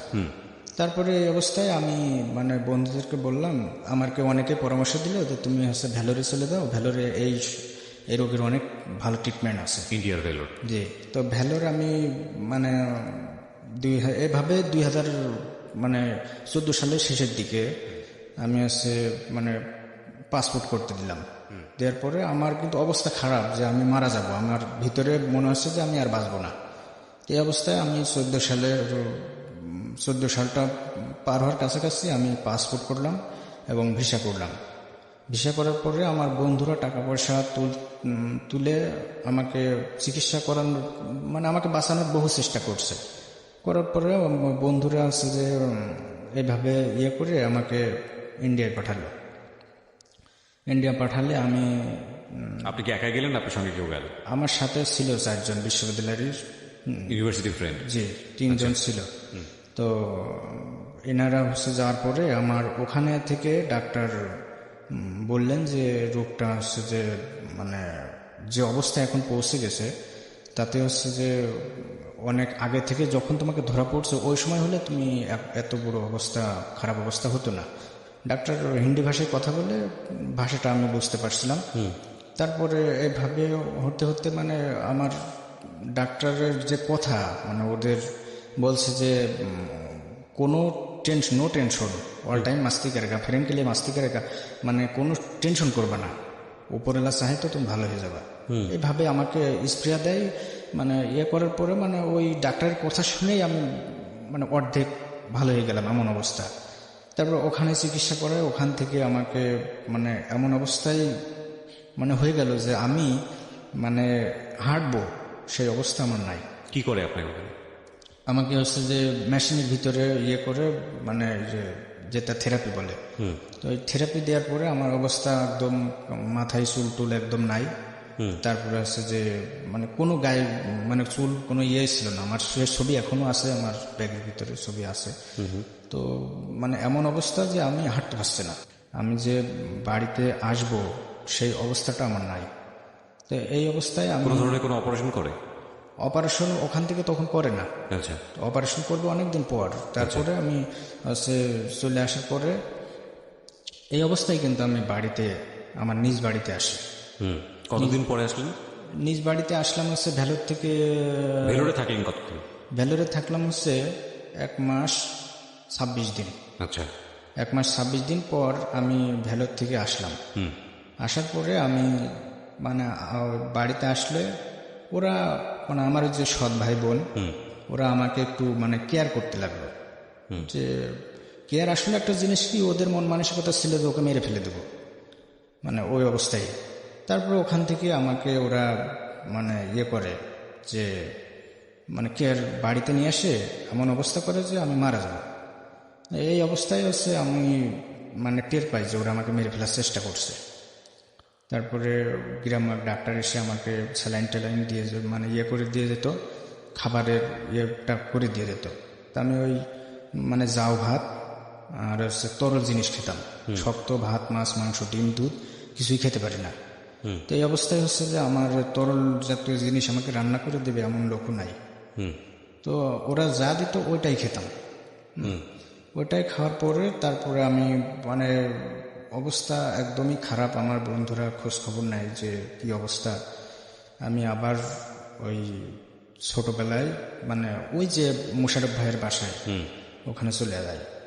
ওখানে চলে গেলে ওখান থেকে আস্তে আস্তে আমার মানে ওখানে একটা চাচাতো বোনও ছিল। তো ওখানেই থাকতে থাকতে আমার মানে অবস্থাটা একদম মানে না খেয়ে খেয়ে আমার অবস্থা এমন যে একদম কঙ্কাল অবস্থা। কঙ্কাল হয়ে গেলে এর ভিতরে আমার থেরাপি দিয়েছে। থেরাপি দেওয়ার পরে আমার অবস্থা খুবই খারাপ। এইভাবে আমি চলতে চলতে মানে 2015 সাল শেষের দিকে আমি মানে হলেই আসি। হলে থাকলে আমার অবস্থা মানে একদম শোচনীয় অবস্থা। আমি কিছু আপনি আবার হলে চলে গেলেন? হলে যে আমি নিজেই রান্না করে খেতাম, নিজে ওই যে তরল জাতীয় খাবার, ওই যে জাউ ভাত যেগুলো বলে ওটা রান্না করে খেতাম। আর ওইভাবেই মানে চলতো। কিন্তু এর ভিতরে আমার টিউশনি, তারপরে হচ্ছে যে মানে সকল ইনকাম সোর্স, মানে শুধু ওই জাকাত ম্যানেজমেন্টের ওই টাকাটাই আসে, সকল ইনকাম সোর্স আমার বন্ধ হয়ে যায়। পড়াশোনা তো গ্যাপ হয়ে গেছে। পড়াশোনাও গ্যাপ, মানে আমার স্যারেরা ভালো হওয়ার কারণে, আমার শিক্ষকগণ আমাকে যে মানে সাহায্যটা করেছে, এই কারণে আমি লেখাপড়াটা মানে কন্টিনিউ করতে পেরেছি। আমি শুধু মানে সবসময় মানে বছরের অধিকাংশ সময় ভারতেই থাকতাম। পরীক্ষার সময় এসে কাগজপাতি দেখিয়ে ফর্ম ফিল আপ করে পরীক্ষা দিতাম। আচ্ছা, এটা করতাম। তো এইভাবে মানে ফার্স্ট ইয়ার চলে গেল, মানে সেকেন্ড ইয়ারও শেষের দিকে। তারপরে হচ্ছে যে মানে আস্তে আস্তে আস্তে আস্তে আমি ভালো হয়ে যাই। তো ভালো হয়ে গেলে আমার মানে অবস্থা একদম মানে খারাপ হয়ে যায়। যে তখন আমি আবারও মানে ভারতের উদ্দেশ্যে রওনা হলাম। এবং ভারতে মানে ট্রেনের ভিতরে 54 ঘন্টাও লাগে এবং 36 ঘন্টাও লাগে ট্রেনের ইয়েটা। ওইভাবে যেতে যেতে আমি ওই যে 2-3 দিন পর পৌঁছাই। পৌঁছানোর পরে আমি ডাক্তার পেতে আমার দেরি হয় এবং আমি 26 তারিখে, মে মাসের 26 তারিখে পৌঁছাই 2016 সালে। তো 26 তারিখে যাওয়ার পরে ওখানে ডাক্তারের করলাম। ডাক্তারের ডেট পড়লো আমার পরের মাসের 23 তারিখে, জুন মাসের, মানে 1 মাস গ্যাপ।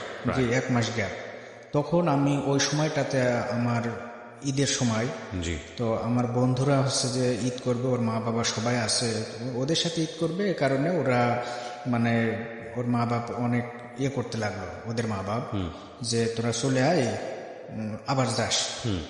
তো ওরা এই কারণে আমাকে রেখে একজন আমার কাছে থেকে, মানে আমার বন্ধু হচ্ছে মোহাম্মদ আলী, ও আমার কাছে থাকলো এবং আবু সাইদ আমার কাছে থাকলো। থেকে ওরা হচ্ছে বাদ বাকি যারা ছিল মানে ক্যাম্পাস থেকে যারা গেছিল ওরা চলে আসছিল। চলে আসার পরে এবং আমার ঈদের পরে 23 তারিখের পরে আবার চিকিৎসা শুরু হয়। চিকিৎসা শুরু হলে ডাক্তার আমাকে মানে বলল যে রোগীর মানে লাইফ মানে খুবই বড় সমস্যা, ওই করতে হবে, মানে মানে অপারেশন না করলে, অপারেশন মানে যে কোনো সময় রোগীর দুর্ঘটনা ঘটে যেতে পারে, অপারেশন করতে হবে। এই সময় আমার বন্ধুদের ডাক্তার বলল যে রোগীর আত্মীয়স্বজন কই। তখন আমার বন্ধুরা বললে, ধরো ওর তো আসলে আপন বলতে কেউ নাই, আমরা ছাড়া, বন্ধুরা ছাড়া কেউ নেই। বললে তোমরা কি হও? বললো আমরা বন্ধু। তোমরা বনসই দিতে পারবা যদি রোগী মারা যায়? বললো দায়িত্ব আমরা নেব। তাই এই সময় আমার মানে বন্ধুরা হচ্ছে যে করলো, মানে বনসই দিল জাকির হোসেন এবং আমার বন্ধু হচ্ছে মতুর রহমান নীলফামারী। এরা বনসই দেওয়ার পরে আমার অপারেশন হওয়ার পরে, আমার অপারেশন চলছে। অপারেশন চলার পরে মানে আমার ওই অপারেশনটা চলছে অন্তত 3.5 ঘন্টা লেগে গেছে, কিন্তু অপারেশন আমার শেষ হয়নি। ডাক্তার আমাকে এই মানে এখান থেকে মানে পেটের নিচ থেকে অবাস করছে। অ্যানেস্থেসিয়া দিয়েছে। জি, অবাস করলে আমার উপরে ঠিকই আছে, কিন্তু আপনার পেটের যে অপারেশনটা হয়েছে, জি, এটা বেসিক্যালি কিসের অপারেশন ছিল? এটা হচ্ছে যে ওই মানে ক্যান্সারের অপারেশন। ক্যান্সারের অপারেশন ডেফিনেটলি, কিন্তু কি করতে চেয়েছিল অপারেশন করে? কোনো কিছু ফেলে দিতে চাওয়া? জি, জি, জি। কি সেটা? কোনো এটা মানে ওই স্টোমাকের সাথে মানে একটা ওই যে বাটি যেটা হয়, মানে ক্যান্সারের ইয়েটা হচ্ছে যে কোষ বেড়ে যায়। কোষ বেড়ে যায়, কোষটা কেটে ফেলে দেওয়ার জন্য। তখন মানে কোথায় কেটেছে আপনার? দেখানো যাবে একটু? এটা হচ্ছে যে এখান থেকে দাগ আছে কোনো? এভাবে মানে তারপরেও আমার পেটের এই যে এই দুই পাশে ফুটা করে অনেকবার পাইপ দিয়ে মেশিন দিয়ে অনেকবার করছে, আমার পেটটা মানে পরিষ্কার করছে। তো অপারেশন করার সময় ডাক্তার মানে অপারেশন চলছে এই সময় আমি ঘুমন্ত অবস্থায়, এসি আছে, তো আমার গায়ে কোনো মানে ছিল না, আমার যে এনার্জি, যে গায়ে একটা যে রক্তটা আমার না থাকার কারণে আমার শীতে আমি মানে কাঁপছি। আমি ঘুম থেকে জাগার পরে দেখছি যে আমি শীতে কাঁপছি, কিন্তু ডাক্তার অপারেশন করছে, অপারেশন চলছে। অপারেশন চলার পরে আমি ডাক্তারকে বলছি যে স্যার মানে আমার অপারেশনের কত দূর? বললে যে অনেক দেরি আছে, তোমার জটিল সমস্যা, তুমি ঘুমিয়ে থাকো। তারপরে আমি আবার ঘুমায় থাকি এবং আমার বন্ধুরা অপেক্ষা করতে থাকে যে অপারেশন চলছে। এর ভেতরে আমার সাথে যাদের অপারেশন শুরু হয়েছে এর ভিতরে 3 থেকে 4 জন মারা যায়। 4 জন মারা গেলে আমার বন্ধুরা ভাবলো ও হয়তো মারা গেছে, এত দেরি হবে কেন, ওকে তো বের করছে না। অনেকে 10 মিনিট ঢোকায় 10 মিনিট পর বের করে ফেলছে, যে লাশ নিয়ে চলে যাচ্ছে। তখন আমার বন্ধুরা মানে তোলপাড় শুরু হয়ে গেছে যে ও হয়তো মারা গেছে, ওকে বের করছে না কেন। তারপরে আমার এই অবস্থায় আমার বন্ধুরা দেখে কি যে মানে ঢুকে পড়ে, আর বন্ধুরা অপারেশন থিয়েটারে ঢুকে পড়লে ডাক্তার বলে কি অবস্থা, তোমরা ঢুকে পড়ছো কেন? বলছে স্যার আমাদের রুগী রয়েছে আশরাফুল ইসলাম আপন, মানে আমার বন্ধুরা আমাকে ওই নামে করতো। তারপরে আমার স্যার ডাক্তার বললো যে রুগীর অবস্থা ভালো আছে, তোমরা এখন যেতে পারো। তারপরে ওরা আমাকে ডাক্তারের সাথে কথা বলা দেখে ওরা মনে একটা জোর পাইলো যে না, ও ঠিক আছে। আচ্ছা। তারপরে ওরা আমাকে অপারেশন করার পরে অপারেশন আমি চলে মানে অপারেশন এখনো শেষ হয়নি। এর ভিতরে আমি নার্সকে জিজ্ঞাসা করছি যে ম্যাডাম, মানে ওদের ভাষায়, যে ম্যাডাম আর কতক্ষণ? তো বলছে যে আপনার যে মানে যে রোগটা, পুরো রক্তটা হচ্ছে যে পুরো পেটের ভিতরে, আপনার ওটা ধুতে পরিষ্কার করতে অনেক সময় লাগবে, আপনি ঘুমান। মানে যে রক্তটা ওই যে পড়তো হয়ে, ওই রক্তটা আমার পুরো পেটে ছড়ানো। আচ্ছা আচ্ছা, বুঝছেন? মানে পায়খানার সাথে যে রক্তটা পড়তো না, ওই রক্তটা মানে পুরো পেটে ছড়ানো, যার কারণে আমার পেটে করতে গিয়ে এই সময়টা লাগছে। জি, যার কারণে আমার অপারেশনের অনেক সময় লাগছে। তো সময় লাগলে আমার মানে যে অপারেশনটা ঢোকাল রাত 10টার সময়, রাত 1:30 বেজে যায় আমার বের করে না। তারপরে ওইভাবে রাত মানে অপারেশন এক পর্যায়ে শেষ হয়ে যায়। শেষ হয়ে যাওয়ার পরে আমাকে ট্রলিতে উঠাই দেয়।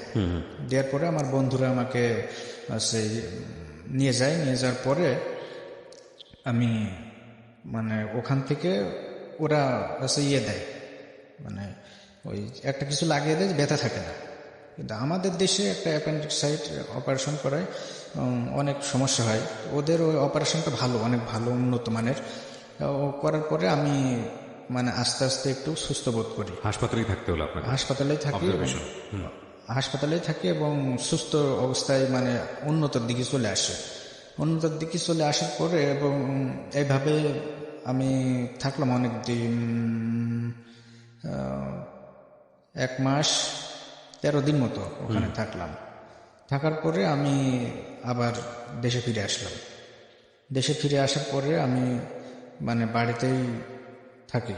বাড়িতে থাকার পরে আমার অবস্থার মানে উন্নতি হতে থাকে। উন্নতি হতে হতে এর পরে আমার 3rd ইয়ারের পরীক্ষা, আমি একদম মানে ভালো।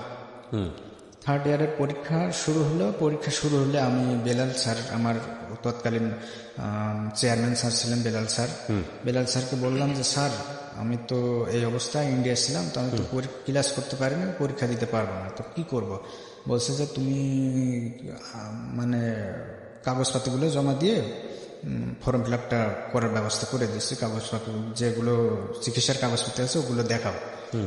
তারপরে আমি ওগুলো জমা দিয়ে আমি ফর্ম ফিল আপটা করি। করার পরে থার্ড ইয়ারের রেজাল্ট আমার খুব ভালো হলো। আচ্ছা, পরীক্ষা দেওয়ার পরে থার্ড ইয়ারের রেজাল্ট ভালো হলে আমি আবার এবারে ফোর্থ ইয়ারে ওঠার পরে আমার ওইভাবে চলতে থাকলে কিন্তু আমি সুস্থ ঠিকই, কিন্তু আমি ভাত, মাছ, মাংস, ডিম, দুধ এগুলো কিছু খেতে পারি না। ওই আমার তরজাতীয় জাউ ভাত, লাউ, কলা, পেঁপে, এই 3টা তরকারি আমার প্রধান খাদ্য। লাউ, কলা, পেঁপে আর হচ্ছে যে জাউ ভাত, এই 3টা তরকারি। আর এর ভিতরে ডাক্তার বলছে যে যদি পারো তো হচ্ছে যে পেয়ারা এবং খেজুর খাবা। তো আমি এই খেজুর এখনো পর্যন্ত খেজুর খাই প্রচুর পরিমাণ, যার কারণে আমার এনার্জিটা একটু আছে। আচ্ছা, তো হচ্ছে যে এইভাবে আমি চলতে থাকলে আমি কিন্তু খেতে পারি না। খেতে না পারলে আসলে সমস্যাটা হচ্ছে ওইটা হচ্ছে যে একটা ভাইরাস ধরনের, ওই ভাইরাসটা হচ্ছে B2 ভাইরাস। ডাক্তার বলছে যে B2 ভাইরাস, এই ভাইরাসটা তোমার শরীরে আছে। তো ওই শরীরের ওই ভাইরাসটা আমি সুস্থ হয়, কিন্তু ভাইরাসটা আমার চাই না। তো ভাইরাসটা হচ্ছে যে এইভাবে মানে ফোর্থ ইয়ারটা আমি শেষ করলাম, এবং ফোর্থ ইয়ারের এমন অবস্থায় চলে আসলো যে ফোর্থ ইয়ারের আমি পরীক্ষা দিতে পারবো না। আমার শরীর আবার খারাপ হয়ে গেল। খারাপ হয়ে যাওয়ার পরে আমি মানে আবার ইন্ডিয়াতে চলে গেলাম। ইন্ডিয়াতে যাওয়ার পরে আমি এদিকে ক্লাস করি না, দেশে থাকলেও ক্লাসে উপস্থিত হতে পারি না। মানে এত কষ্টের পরে কিভাবে ক্লাসে উপস্থিত হব। জি। তারপরে আমি স্যারদেরকে বলে, বন্ধুদেরকে বলে আমি ইন্ডিয়ায় চলে যাই। আচ্ছা, ইন্ডিয়ায় যাওয়ার পরে এবার একাই গেছি আমি ইন্ডিয়ায়, অবস্থা একটু ভালো আছে। যার পরে এখানে থাকি আমি 26 দিন। ওকে। 26 দিন থাকার পরে আমি আবার দেশে ফিরে আসি। এসে তো আমি আবার পরীক্ষা দিই। পরীক্ষা দেওয়ার পরে এভাবে ফোর্থ ইয়ার শেষ হয়ে গেল। ফোর্থ ইয়ার শেষ হয়ে গেলে আমার মানে অনার্সের রেজাল্টটা, মানে মাস্টার্সে ভর্তি হলাম। এই সময়টায় আমি মানে আমাদের বিশ্ববিদ্যালয় বিভাগ থেকে একটা ট্যুরের দিল। আর এর ভিতরে আমি যে ট্যুরেগুলো হয়েছে, প্রোগ্রামগুলো হয়েছে, আমি উপস্থিত হতে পারিনি। এই কারণে বন্ধুদের সাথে অনার্স জীবন শেষ হয়ে যাচ্ছে। এই কারণে যে আমি যত কষ্ট হোক এটাই উপস্থিত হব। এই কারণে আমি কক্সবাজার, মানে আমাদের প্রোগ্রামটা ছিল কক্সবাজার, রাঙামাটি, চট্টগ্রাম। তো এইভাবে আমরা মানে ট্যুরে গেলাম। আচ্ছা। যার পরে আমি মানে রাঙামাটিতে সুবলং ঝর্ণায় ওঠার সময় আমার মানে উঠছি, সুবলং ঝর্ণায় উঠছি, আমার বন্ধুদের সাথে উঠছি, আমার থেকেও ছোট ছেলে মেয়ে উঠছে, সবাই উঠছে। আমার শরীর তো আগে থেকেই দুর্বল ছিল, এই কারণে আমি একটু আস্তে আস্তে উঠছি। ওঠার পরে আমি মানে টের পাচ্ছি যে আমার ডাইন পাটা হচ্ছে যে মানে কাঁপা শুরু হয়ে গেছে, ডাইন পাটা। তারপর কাঁপা শুরু হয়ে গেলে আমি অর্ধেক উঠেছি। ওঠার পরে আমি আর মানে উঠতে পারছি না, কারণ উঠতেও পারছি না, আমি নামতেও পারছি না, এখন কি করব। তারপরে আমি মানে আমার শ্রদ্ধেয় Belal sir, professor Belal sir এবং রফিকুল ইসলাম স্যার, বর্তমান chairman sir Rafiqul Islam sir, ওনারা নিচে বসেছিলেন। তো বসে থাকলে আমি উপর থেকে নেমে আসলাম, মানে খুব বহু কষ্টে, মানে হামাগুড়ি দিয়ে আমি নেমে আসলাম। আসার পরে আমার স্যারগণ, মানে প্রফেসর বেলাল হোসেন স্যার এবং রফিকুল ইসলাম স্যার বললেন যে হচ্ছে যে কি ব্যাপার, তুমি কাঁপছো কেন? বললাম স্যার আমার এই মানে ডান পায়ে একটু সমস্যা রয়েছে। ওখান থেকে সমস্যা হলো যে আমার মানে স্যার তখন ডাব খাচ্ছিলেন। বলছে যে ডাব খাবা? বলছে না স্যার, আমি ডাব খেতে পারি না। তারপরেও দেওয়ার পরেও আমি মানে খেতে পারিনি ডাব। স্যারে যখন ডাব দেয় আমি খেতে পারিনি। আমার সদ্য বেলাল স্যার আমাকে ডাব দিয়েছিল। তো ডাব দেওয়ার পর আমি না খেতে না পারার কারণে স্যার একটু মানে করলেন যে ডাব দিলাম, খেতে পারলো না। স্যারের নিজের কাছে একটা খারাপ লাগলো। ওখান থেকে মানে ট্যুরে শেষ হয়নি, এখনো 1 সপ্তাহ আছে। এর ভিতরে আমার বন্ধুরা যাদের সাথে গিয়েছে সবাই মাছ, মাংস, ডিম খাই, কিন্তু আমি খেতে পারি না। আমি এর ভিতরে করছে কি, আমি চিড়া এবং মানে মরিচ নিয়ে গেছি। চিড়া এবং মরিচ নিয়ে গেছি সাথে। আমি ওই চিড়া এবং মরিচ মাখে মেখে খাতাম। সেন্ট মার্টিনে গিয়ে আমার শুরু হলো কি, আমার ঘন ঘন টয়লেট শুরু হয়ে গেল। একদম ওই আগের অবস্থায় মানে মতো চলে আসলে আমার মানে অবস্থা এত খারাপ হয়ে গেল যে আমি কিছুই আর খেতে পারছি না। যে চিড়াটা খাবো, চিড়াটাও খেতে পারছি না, এমন অবস্থা। তারপরে আমি মানে এই অবস্থায় আমি বন্ধুদেরকে বললাম যে আমার অবস্থা তো ভালো না, তা বললে এখন একটু ট্যুরের সময়, এখন একটু মানে ম্যানেজ করে চলো, ম্যানেজ করে চলতে হবে। তারপরে আমি ওইভাবেই আমি স্যারদের শ্রদ্ধা বেলাল স্যারের সাথে অনেক, আমি অসুস্থ ছিলাম বলে শ্রদ্ধা বেলাল স্যার আমাকে মানে সান্ত্বনা দিতে লাগলেন এবং বললেন ছবিও তুললেন আমার সাথে, যাতে আমার ভালো লাগে। এই কারণে ছবি তোলার পরে তারপরে আমি ওখান থেকে কক্সবাজার থেকে ফিরে এসে আমার মানে বাস থেকে উঠতে পারি না এবং নামতেও পারি না, এমন অবস্থা। তো আমার হচ্ছে ডান পায়ে ব্যথা হয়, আমি এইভাবে ব্যথার ওষুধ খাই। ব্যথার ওষুধ খেলে আমার ওই ইয়েটা মানে অবস্থা এমন পর্যায়ে চলে যায় যে হচ্ছে যে ওষুধ আমি ডাক্তারের সাজেশন ছাড়াই খাই ব্যথা কমানোর জন্য। ব্যথা কমানোর জন্য। তখন ওই ওষুধ সকালে একটা 12 টাকা দামের ওষুধ আর রাতে একটা খাইতাম, খাইলে আমার এটা কমে যেত। কমে গেলে আমি আবার স্বাভাবিকভাবে হাঁটতে পারতাম। এইভাবে করতে করতে আমি মানে অবস্থা প্রায় মানে খারাপের দিকে। তখন আমার খালা বাড়ি আছে ফরিদপুর, তখন আমি ফরিদপুর চলে যাই। খালা বাড়ি অবস্থা তো ভালো না, তো খালা বাড়ি চলে যাওয়ার পরে ওখানে আমার খালা ওই ফরিদপুর মেডিকেলে আমাকে দেখালো। দেখানোর পরে ডাক্তার বলেছে যে ওর এই পায়ে মানে এখান থেকে মানে বলটা মানে একটু শোকায় গেছে। তারপরে আমি ওষুধ দিল, দেওয়ার পরে ওষুধই কোনো কাজ করে না। তারপরে আমি আবার এখানে 1 মাস 1.5 মাস চিকিৎসার পর আমি আবার রাজশাহীতে ফিরে যাই। রাজশাহীতে ফিরে যাওয়ার পরে ওখানে আমার রাজশাহী মেডিকেল কলেজ হাসপাতালে একজন বিশেষজ্ঞ ডাক্তার দেখায়। ডাক্তার আমাকে বললেন যে ওবায়দুল স্যারেরকে একটু দেখাও, অর্থোপেডিক্স ডাক্তার। তারপরে ওনাকে দেখালাম, উনি ডাক্তার আমাকে দেখলো। দেখার পরে উনি বললেন যে হচ্ছে যে তোমার ডান পায়ের বলটা হচ্ছে যে নষ্ট হয়ে গেছে। আমি বলছি যে স্যার নষ্ট হয়েছে, তাহলে কিভাবে নষ্ট হলো, কি কারণে নষ্ট হলো? বলছে এটা 2টা কারণে নষ্ট হয়, একটা হচ্ছে যে টিবির কারণে আর একটা হচ্ছে যে ভাইরাসের কারণে। মানে পূর্বে কোনো রোগ থাকলে ওই রোগের ইফেক্ট পড়ে ইয়ে হয়। তা তোমার পূর্বে কোনো রোগ ছিল নাকি? আমি বললাম স্যার আমার স্টোমাক ক্যান্সার ছিল। বলছে যে ওইটার কারণে হয়েছে মনে হয়। তারপরে ডাক্তার আমাকে ওখান থেকে ওই দিনই আমাকে রিফার করে দেয় ঢাকা ইবনে সিনাতে। আচ্ছা, ঢাকা ইবনে সিনাতে রিফার করে দিলে ঢাকা ইবনে সিনাতে আমি আসলাম। আসার পরে হুইল চেয়ারে করে আমি আসলাম। আসার পরে আমার বড় ভাই অনার্স পরীক্ষা তখন দেওয়া হয়েছে না হয়নি? অনার্স পরীক্ষা শেষ, অনার্স পরীক্ষা শেষের পরে ঘটনা। হ্যাঁ, তার মানে রেজাল্ট মানে দিয়ে দিয়েছে, অনার্সের রেজাল্টও দিয়ে দিয়েছে। আচ্ছা, এই অবস্থায় আমার মানে মাস্টার্স ভর্তি হবেন বা শুরু করতে যাবেন এই সময়। তো এই অবস্থায় হচ্ছে যে আমি মানে ওখান থেকে ডাক্তারে বললেন যে আছে মানে পরিতোষ কুমার ঘোষ। আচ্ছা, বাই দ্য ওয়ে, এর মধ্যে আপনি অনার্স পাস করলেন তো না? রেজাল্টে তো আসলো কি সেকেন্ড ডিভিশন? জি। আচ্ছা, না, ফার্স্ট ডিভিশনে। First division? আমার রেজাল্ট সবই ফার্স্ট ডিভিশন। মানে ইসলামিক স্টাডিজে ফার্স্ট ডিভিশন ছিল না, আপনার গ্রেড ছিল কত পেলেন আপনি? এটা হচ্ছে যে 3.16 3.16 আউট অফ 5 না 4? 4 আউট অফ 4, গুড রেজাল্ট। ওকে, তো হচ্ছে হওয়ার পরে আমি পরিতোষ কুমার ঘোষ স্যার বললেন যে ওখান থেকে অবস্থা হয়ে গেল কি আমার এখানে আচ্ছা ইয়ে করে, আমার মনে হচ্ছে যে এখানে 3টা বিন করছে, মানে টিউবওয়েলের নলকূপ যেমন পোতে ওরকম করে মানে বিন করছে। বিন করলে আমার ট্রিটমেন্ট করতে গিয়ে ট্রিটমেন্ট করছে।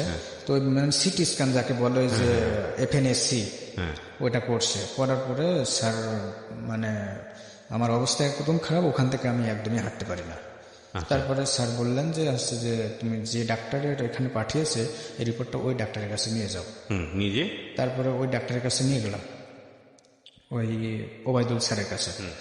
ওবায়দুল স্যার বললেন যে তোমার 2টা বলই নষ্ট হয়ে গেছে। আসলে একটা না 2টাই? জি, মানে ডান পায়েরটাও নষ্ট হয়েছে, বাম পায়েরটাও। তা আমি স্যারকে বললাম, আমি তখন কেঁদে ফেললাম। তা আমি এত কষ্টের পরেও, এত সংগ্রাম করার পরেও আমি এইভাবে যদি আমার এখন পঙ্গু হয়ে যায় তাহলে তো আমার আর মানে বেঁচে থেকে কোনো লাভ নাই। তারপরে আমি এইভাবে আছে যে স্যারকে বললাম যে স্যার তাহলে আমার ভালো হতে হলে কি করতে হবে? বলছে যে 2টাই ফেলে দিতে হবে এবং মানে 2টাই ফেলে দিয়ে আবার নতুন লাগাতে হবে। তারপরে আমি কেঁদে ফেলে দিলাম। কেঁদে ফেললে ডাক্তারকে বললাম যে স্যার আমার স্টোমাক ক্যান্সার ছিল, এটার কারণেই আমার সয় সম্পদ যা ছিল আমি সব বিক্রি করে ফেলেছি এবং আমার বন্ধুরাও আমাকে অনেক হেল্প করেছে, কিন্তু এখন আমাকে আর মানে হেল্প করার মতো আমার কোনো মানে কেউই নাই, কারণ আমার লেখাপড়া শেষের দিকে। আমাকে একটু বলেন তো আপনার কত টাকা ব্যয় হয়েছে এই হেল্পের কালেকশন সহ সবকিছু এটা মিলিয়ে? আমার ক্যান্সারটা cure করতে? নিজস্ব টাকায় 15 লাখ টাকা খরচ করছি। নিজস্ব টাকা 15 লক্ষ টাকা। এই টাকা পেয়েছেন কোথায় আপনি? এটা আমার জমি ছিল, আচ্ছা। ওইগুলো আমি বিক্রি করছি। আচ্ছা, বিক্রি করার পরে আর বাদ বাকি আমাদের প্রায় 45 মতো খরচ হয়েছে। এটা হচ্ছে বাকি যে 30 লক্ষ টাকা আপনার ফ্রেন্ডে কালেকশন করেছে। তো সবকিছু মিলে 45 লক্ষ টাকা খরচ হয়েছে।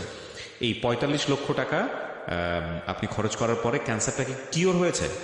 তখন আপনি কি তাই জানতেন যে ক্যান্সারটা কিওর হয়ে গেছে নাকি হয়নি? এখন ওই সময় যে ডাক্তার আমাকে রেজাল্ট দিয়ে দিল যে তোমার এটা হচ্ছে যে এখন ভালো পর্যায়ে আছে। ভালো পর্যায়ে আছে বলতে কি এটা কি শরীর থেকে চলে গেছে নাকি আবারও যে কোনো সময় আসতে পারে নাকি এটা? মানে ডাক্তার বলছে যে মানে যে কোনো সময় রোগের তো কোনো ইয়ে নাই, স্টেশন নাই, যে কিন্তু কোনো এটা এখন সময় ভালো পর্যায়ে আছে, আসতে পারে। স্বাভাবিক এখন জীবন ভালো যাপন। আছে, এখন ভালো আছে। তো হচ্ছে যে তুমি এখন স্বাভাবিক মানে স্বাভাবিক জীবনে আসো, এখন আর কোনো সমস্যা নেই। তাহলে আপনি সবকিছু খেতে পারেন না কেন? মানে আমি খেতে পারি না, আমার হচ্ছে যে ওই ইয়েতেই ওই যে রক্তটা পড়তো, হ্যাঁ, ওখান থেকেই আমি আসলে খেতে পারি না। মানে এরপরে আপনার অভ্যাসটাই গড়ে ওঠেনি নাকি হজম করতে পারেন? অভ্যাসটাই মানে আমার হজম শক্তিটা এখনো নাই। আচ্ছা, হজম আচ্ছা, শক্তিটা। ঠিক আছে। তো তারপরে যেটা হলো যে এগুলোর অ্যান্সার হয়তো ডাক্তারই খুব ভালো দিতে পারতেন, আপনার জায়গা থেকে আসলে অতটা প্রপারলি এক্সপেক্ট করাটাও ঠিক না, কারণ এগুলোর অনেক মেডিকেল টার্ম আছে। তো বল চেঞ্জ করতে হবে দুটো পায়ের, হ্যাঁ, তো আপনার সামর্থ্য নাই। তারপর কি হলো? তারপরে আমি মানে বিভিন্ন জায়গায় মানে আমার স্যারগণকে বলতে লাগলাম। স্যারেরা বললেন যে হচ্ছে যে আমার স্যারেরা কিছু টাকা পয়সা দিলেন এবং আমার ডিপার্টমেন্টে আমি দরখাস্ত লিখলাম আর স্যারগণ টাকা দিলেন। দেওয়ার পরে আমি ওই টাকা দিয়ে বাংলাদেশে চিকিৎসা হই। কত টাকা দিলেন? স্যারেরা দিলেন হচ্ছে যে মানে ইয়ে থেকে মানে ডিপার্টমেন্টের তহবিল থেকে? ডিপার্টমেন্টের তহবিল থেকে 5,000 টাকা দিলেন। আচ্ছা। আর আমার এক বন্ধুর কাছ থেকে আমি 20,000 টাকা নিলাম। এভাবে নিয়ে আমি চিকিৎসা শুরু করি। তো এটা তো বল চেঞ্জ হওয়ার প্রশ্নই ওঠে না 20-25 হাজার টাকা। এটা মানে এটা হচ্ছে যে মানে বল চেঞ্জের আগের ধাপগুলো বল চেঞ্জের মানে আগের ধাপগুলোর পরে মানে এই ডাক্তার আমাকে যখন বলে যে তোমার 2টা বলই ফেলে দিতে হবে, তখন আমি হচ্ছে যে দিশেহারা হয়ে যাই যে আমি এখন কি করব। তখন ডাক্তার আমাকে বলছে যে আমাকে ঢাকা পঙ্গুতে রিফার করে দেয়। আচ্ছা। পঙ্গুতে রিফার করলে আমি ডাক্তারকে বললাম যে স্যার আমি তো আগে থেকে ইন্ডিয়ায় চিকিৎসাধীন ছিলাম, তো আমাকে ইন্ডিয়ায় যাওয়ার ব্যবস্থা করে দেন। ডাক্তার বলছে যে তুমি কি টাকা আমাকে দিতে বলছো? তা আমি স্যারকে বললাম না স্যার, আমি টাকা দিতে বলছি না, আমাকে মানে একটা ইয়ে দেন যাতে আমি ইন্ডিয়ায় যেয়ে চিকিৎসা করাতে পারি। তারপরে ডাক্তার হচ্ছে মানে রাগের উপরেই লিখে দিলেন যে better treatment to another country. তারপরে দেওয়ার পরে আমি মানে এখন যে ইন্ডিয়ায় যাব, আমার পাসপোর্ট ভিসার মেয়াদ 18 সালে মানে 19 সালে শেষ হয়েছে, 19 সালে জানুয়ারিতে, কিন্তু আমার ভিসা নাই, এখন পাসপোর্ট সবই আছে। তো আমি যে ইন্ডিয়ায় যাব এই টাকাটা আমার নাই। এখন যে আমার অবস্থা, তাতে আমার ভিক্ষা করা ছাড়া কোনো উপায় নাই। আমার মানে লেখাপড়া যেভাবে আমি শেষ করছি, আমার মাস্টার্স কমপ্লিট করেছেন আপনি? মাস্টার্স এর ভিতরে মানে মাস্টার্স পরীক্ষা মানে হয়ে যায়। আচ্ছা। হওয়ার পরে আমার মাস্টার্স এখন কমপ্লিট, আমার রেজাল্ট সব হয়ে গেছে। আচ্ছা, মাস্টার্স ওকে পাস করেছেন, সেটাও ফার্স্ট ডিভিশন মার্কস আছে? First division. ডিভিশন তো না, ক্লাস কত পেয়েছেন আপনি? কতর মধ্যে? এটা হচ্ছে যে 3.11 3.11 out of 4। G. Okay, Islamic studies থেকে, তার মানে সবকিছুতেই আপনার ফার্স্ট ক্লাস। জি। ওকে, তো তারপরে কি হলো? তারপরে আমি মানে এই অবস্থায় চলতে চলতে স্যারগণের কাছে যাই, শিক্ষকগণের কাছে যাই। শিক্ষকগণ আমাকে কিছু টাকা দিয়ে হেল্প করার পরে আমি এটা নিয়েই মানে ওষুধ খাই কোনো রকম। জি। ওষুধ খাই। আমার এখন যে অবস্থা, তাতে আমার ভিক্ষা করতে হবে যে অবস্থা। তা কেন বলছেন? এটা হচ্ছে যে লজ্জার বিষয়। তারপরেও আমি একটা ইউনিভার্সিটি থেকে মাস্টার্স শেষ করে এখন সাধারণ মানুষের কাছে হাত পাতা আমার পক্ষে শোভা পায় না। রাজশাহী ইউনিভার্সিটিতে আপনি পড়াশোনা করেন? তারপরেও আমি হচ্ছে বিশিষ্ট ব্যক্তিগণ যারা বিশিষ্ট শিল্পপতি আছে তাদের কাছে আমি দরখাস্ত করি। কার কাছে করেছিলেন? আমি দরখাস্ত করেছি, ঠিক আছে, নামগুলো মেনশন করা দরকার নেই। হ্যাঁ, করেছেন। তারপর তো বিভিন্ন জায়গায় দরখাস্ত করলে ওনারা আমাকে হেল্প করে, কোনো রকম হেল্প করলে আমি ওই টাকা দিয়ে ওষুধ কিনে খাই এবং আমার মানে আমার কোনো রকম আমার হচ্ছে জীবিকা নির্বাহ করি। এই অবস্থায় চলতে চলতে আমার মানে ঈদ চলে আসলো, মানে ঈদ উল ফিতর চলে আসলো। ঈদ উল ফিতর আসলে ঈদের যে আমি জামা কাপড় কিনবো। কোন ঈদ উল ফিতর? এই গত ঈদ উল ফিতর? এটা হচ্ছে 2018 মানে 19 সালের। গত ঈদ উল ফিতরের কথা বলছেন? হ্যাঁ। তাই ঈদ উল ফিতরে যে আমি একটা শার্ট কিনবো, একটা প্যান্ট কিনবো, এই টাকাটাও আমার নাই। আমি যে খাবো এই টাকাটাও নাই। পরে আমি একটা মার্কেটে, শহরে মার্কেটে আমি হচ্ছে যে লজ্জা শরম ত্যাগ করে, মার্কেটে টাকা উঠাই ওইরা ঈদের আগের দিন রাতে। কি বলে টাকা ওঠান? যে আমার 2টা বলই মানে বি ভাইরাসে আক্রান্ত হয়ে আমার 2টা বলই নষ্ট হয়ে গেছে, তো আমার চিকিৎসার জন্য মানে হেল্প করেন।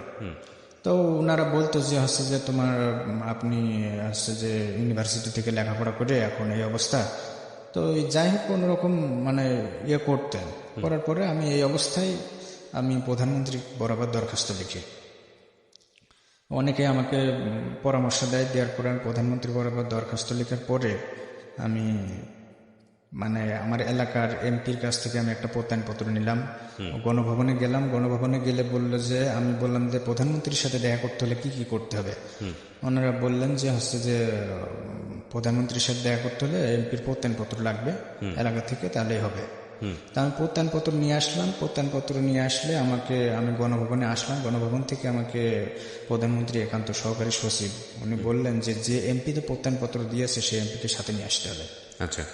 তো আমি এই অবস্থায় আমার আরো মাইন্ড খারাপ হয়ে যাওয়ার পরে আমি বিভিন্ন বিশিষ্ট ব্যক্তিদের কাছে দরখাস্ত লেখা শুরু করি এবং আমাদের ঝিনাইদহের রেডিয়ান্ট কোম্পানির একজন বড় মানে চেয়ারম্যান, ঢাকা শহরের একজন শিল্পপতি, ওনার কাছেও আমি দরখাস্ত করেছি, আমি কোনো উত্তর পাইনি।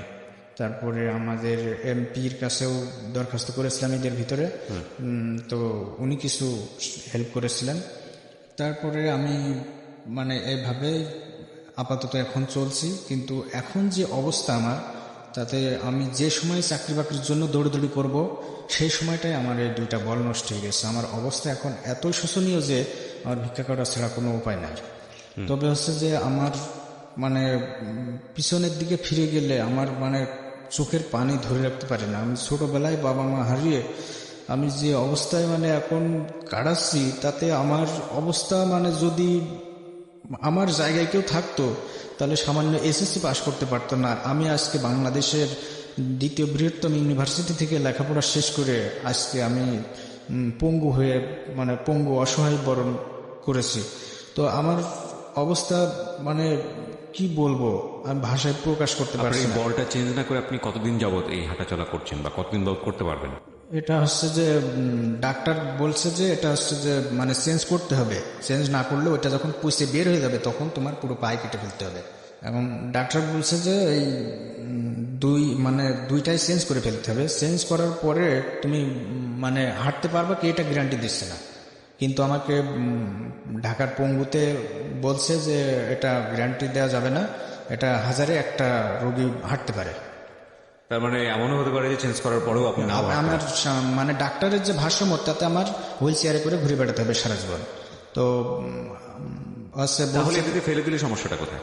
ফেলে দিলে এখন মানে ডাক্তার বলছেন যে ফেলে দিলে তুমি আপাতত ওই রোগ হতে মুক্তি পাবা এবং খেতে পারবা, ওই কারণে তুমি খেতে পারো না। আমি বলছি যে স্যার আমি তো এখনো পর্যন্ত ভালোভাবে খেতে পারি না। বলছে যে ওই ভাইরাসটার কারণে এখন খেতে পারো না, সেই ভাইরাসটা এখন রয়ে গেছে, যে ভাইরাসের কারণে তোমার এই বল দুটো। এই বলটা চেঞ্জ করলে মানে বলটা পাবে কোথায়? বলটা হচ্ছে যে আমারও এটা প্রশ্ন ছিল, কিন্তু আমি ডাক্তারকে জিজ্ঞেস করলাম, ডাক্তার বললো এটা প্লাস্টিকের বল এবং সিমেন্স আছে, ওই সিমেন্স এবং বল লাগিয়ে দিলে তুমি তখন ভালো হয়ে যাবা। কিন্তু আমি বললাম যে আমি স্বাভাবিকভাবে হাঁটতে পারবো? বলছে যে এটা তো 1000-এ একটা ভালো হয় কি অসম্ভব, হাঁটার গ্যারান্টি তো দেওয়া যাবে না, তবে হাঁটতে পারবা কিছুদিন যাওয়ার পরে। কিন্তু আমি শুনেছি যে আমি যেখানে ভ্যালোরে চিকিৎসা করিয়েছি ওখান থেকে চেঞ্জ করলে নাকি ওরা গ্যারান্টি দেয় যে হচ্ছে আপনি 50 বছর কি 40 বছর পর্যন্ত ভালোভাবে হাঁটতে পারবেন, তারপরে মানুষের বয়স হলে তো এমনি হাঁটতে পারে না, তখন থেকে হয়তো আপনাকে হুইল চেয়ারে করে। বলটার কোথায় পাওয়া যায়, এগুলোর প্রাইস কিরকম? এটা হচ্ছে যে মানে আমার একটাই হচ্ছে যে 1,60,000 টাকা। আচ্ছা। তো এই বলস আর সিমেন্টস দিয়ে 2টা চেঞ্জ করতে লাগবে হচ্ছে যে 3.5 থেকে 4 লাখ টাকা। আচ্ছা। তো লাগলে ডাক্তার বললো যে এটা পঙ্গুতে মানে ঢাকা পঙ্গু হাসপাতালে এটা করলে এই 3.5 থেকে 4 লাখ টাকা খরচ হবে, আর বাইরে করলে ডাবল খরচ হবে মানে প্রাইভেটে করলে। আচ্ছা। তো আমি স্যারকে বললাম, ডাক্তারকে বললাম যে স্যার এটা তো আমি ভারত থেকে চিকিৎসা হতে চাচ্ছি, তো কি করা যায়। তো ডাক্তার বললেন যে সেটা তোমার ব্যাপার, তুমি ভারতে যাবা কি সিঙ্গাপুর যাবা সেটা তোমার ব্যাপার, কিন্তু আমার কিছু করার নাই।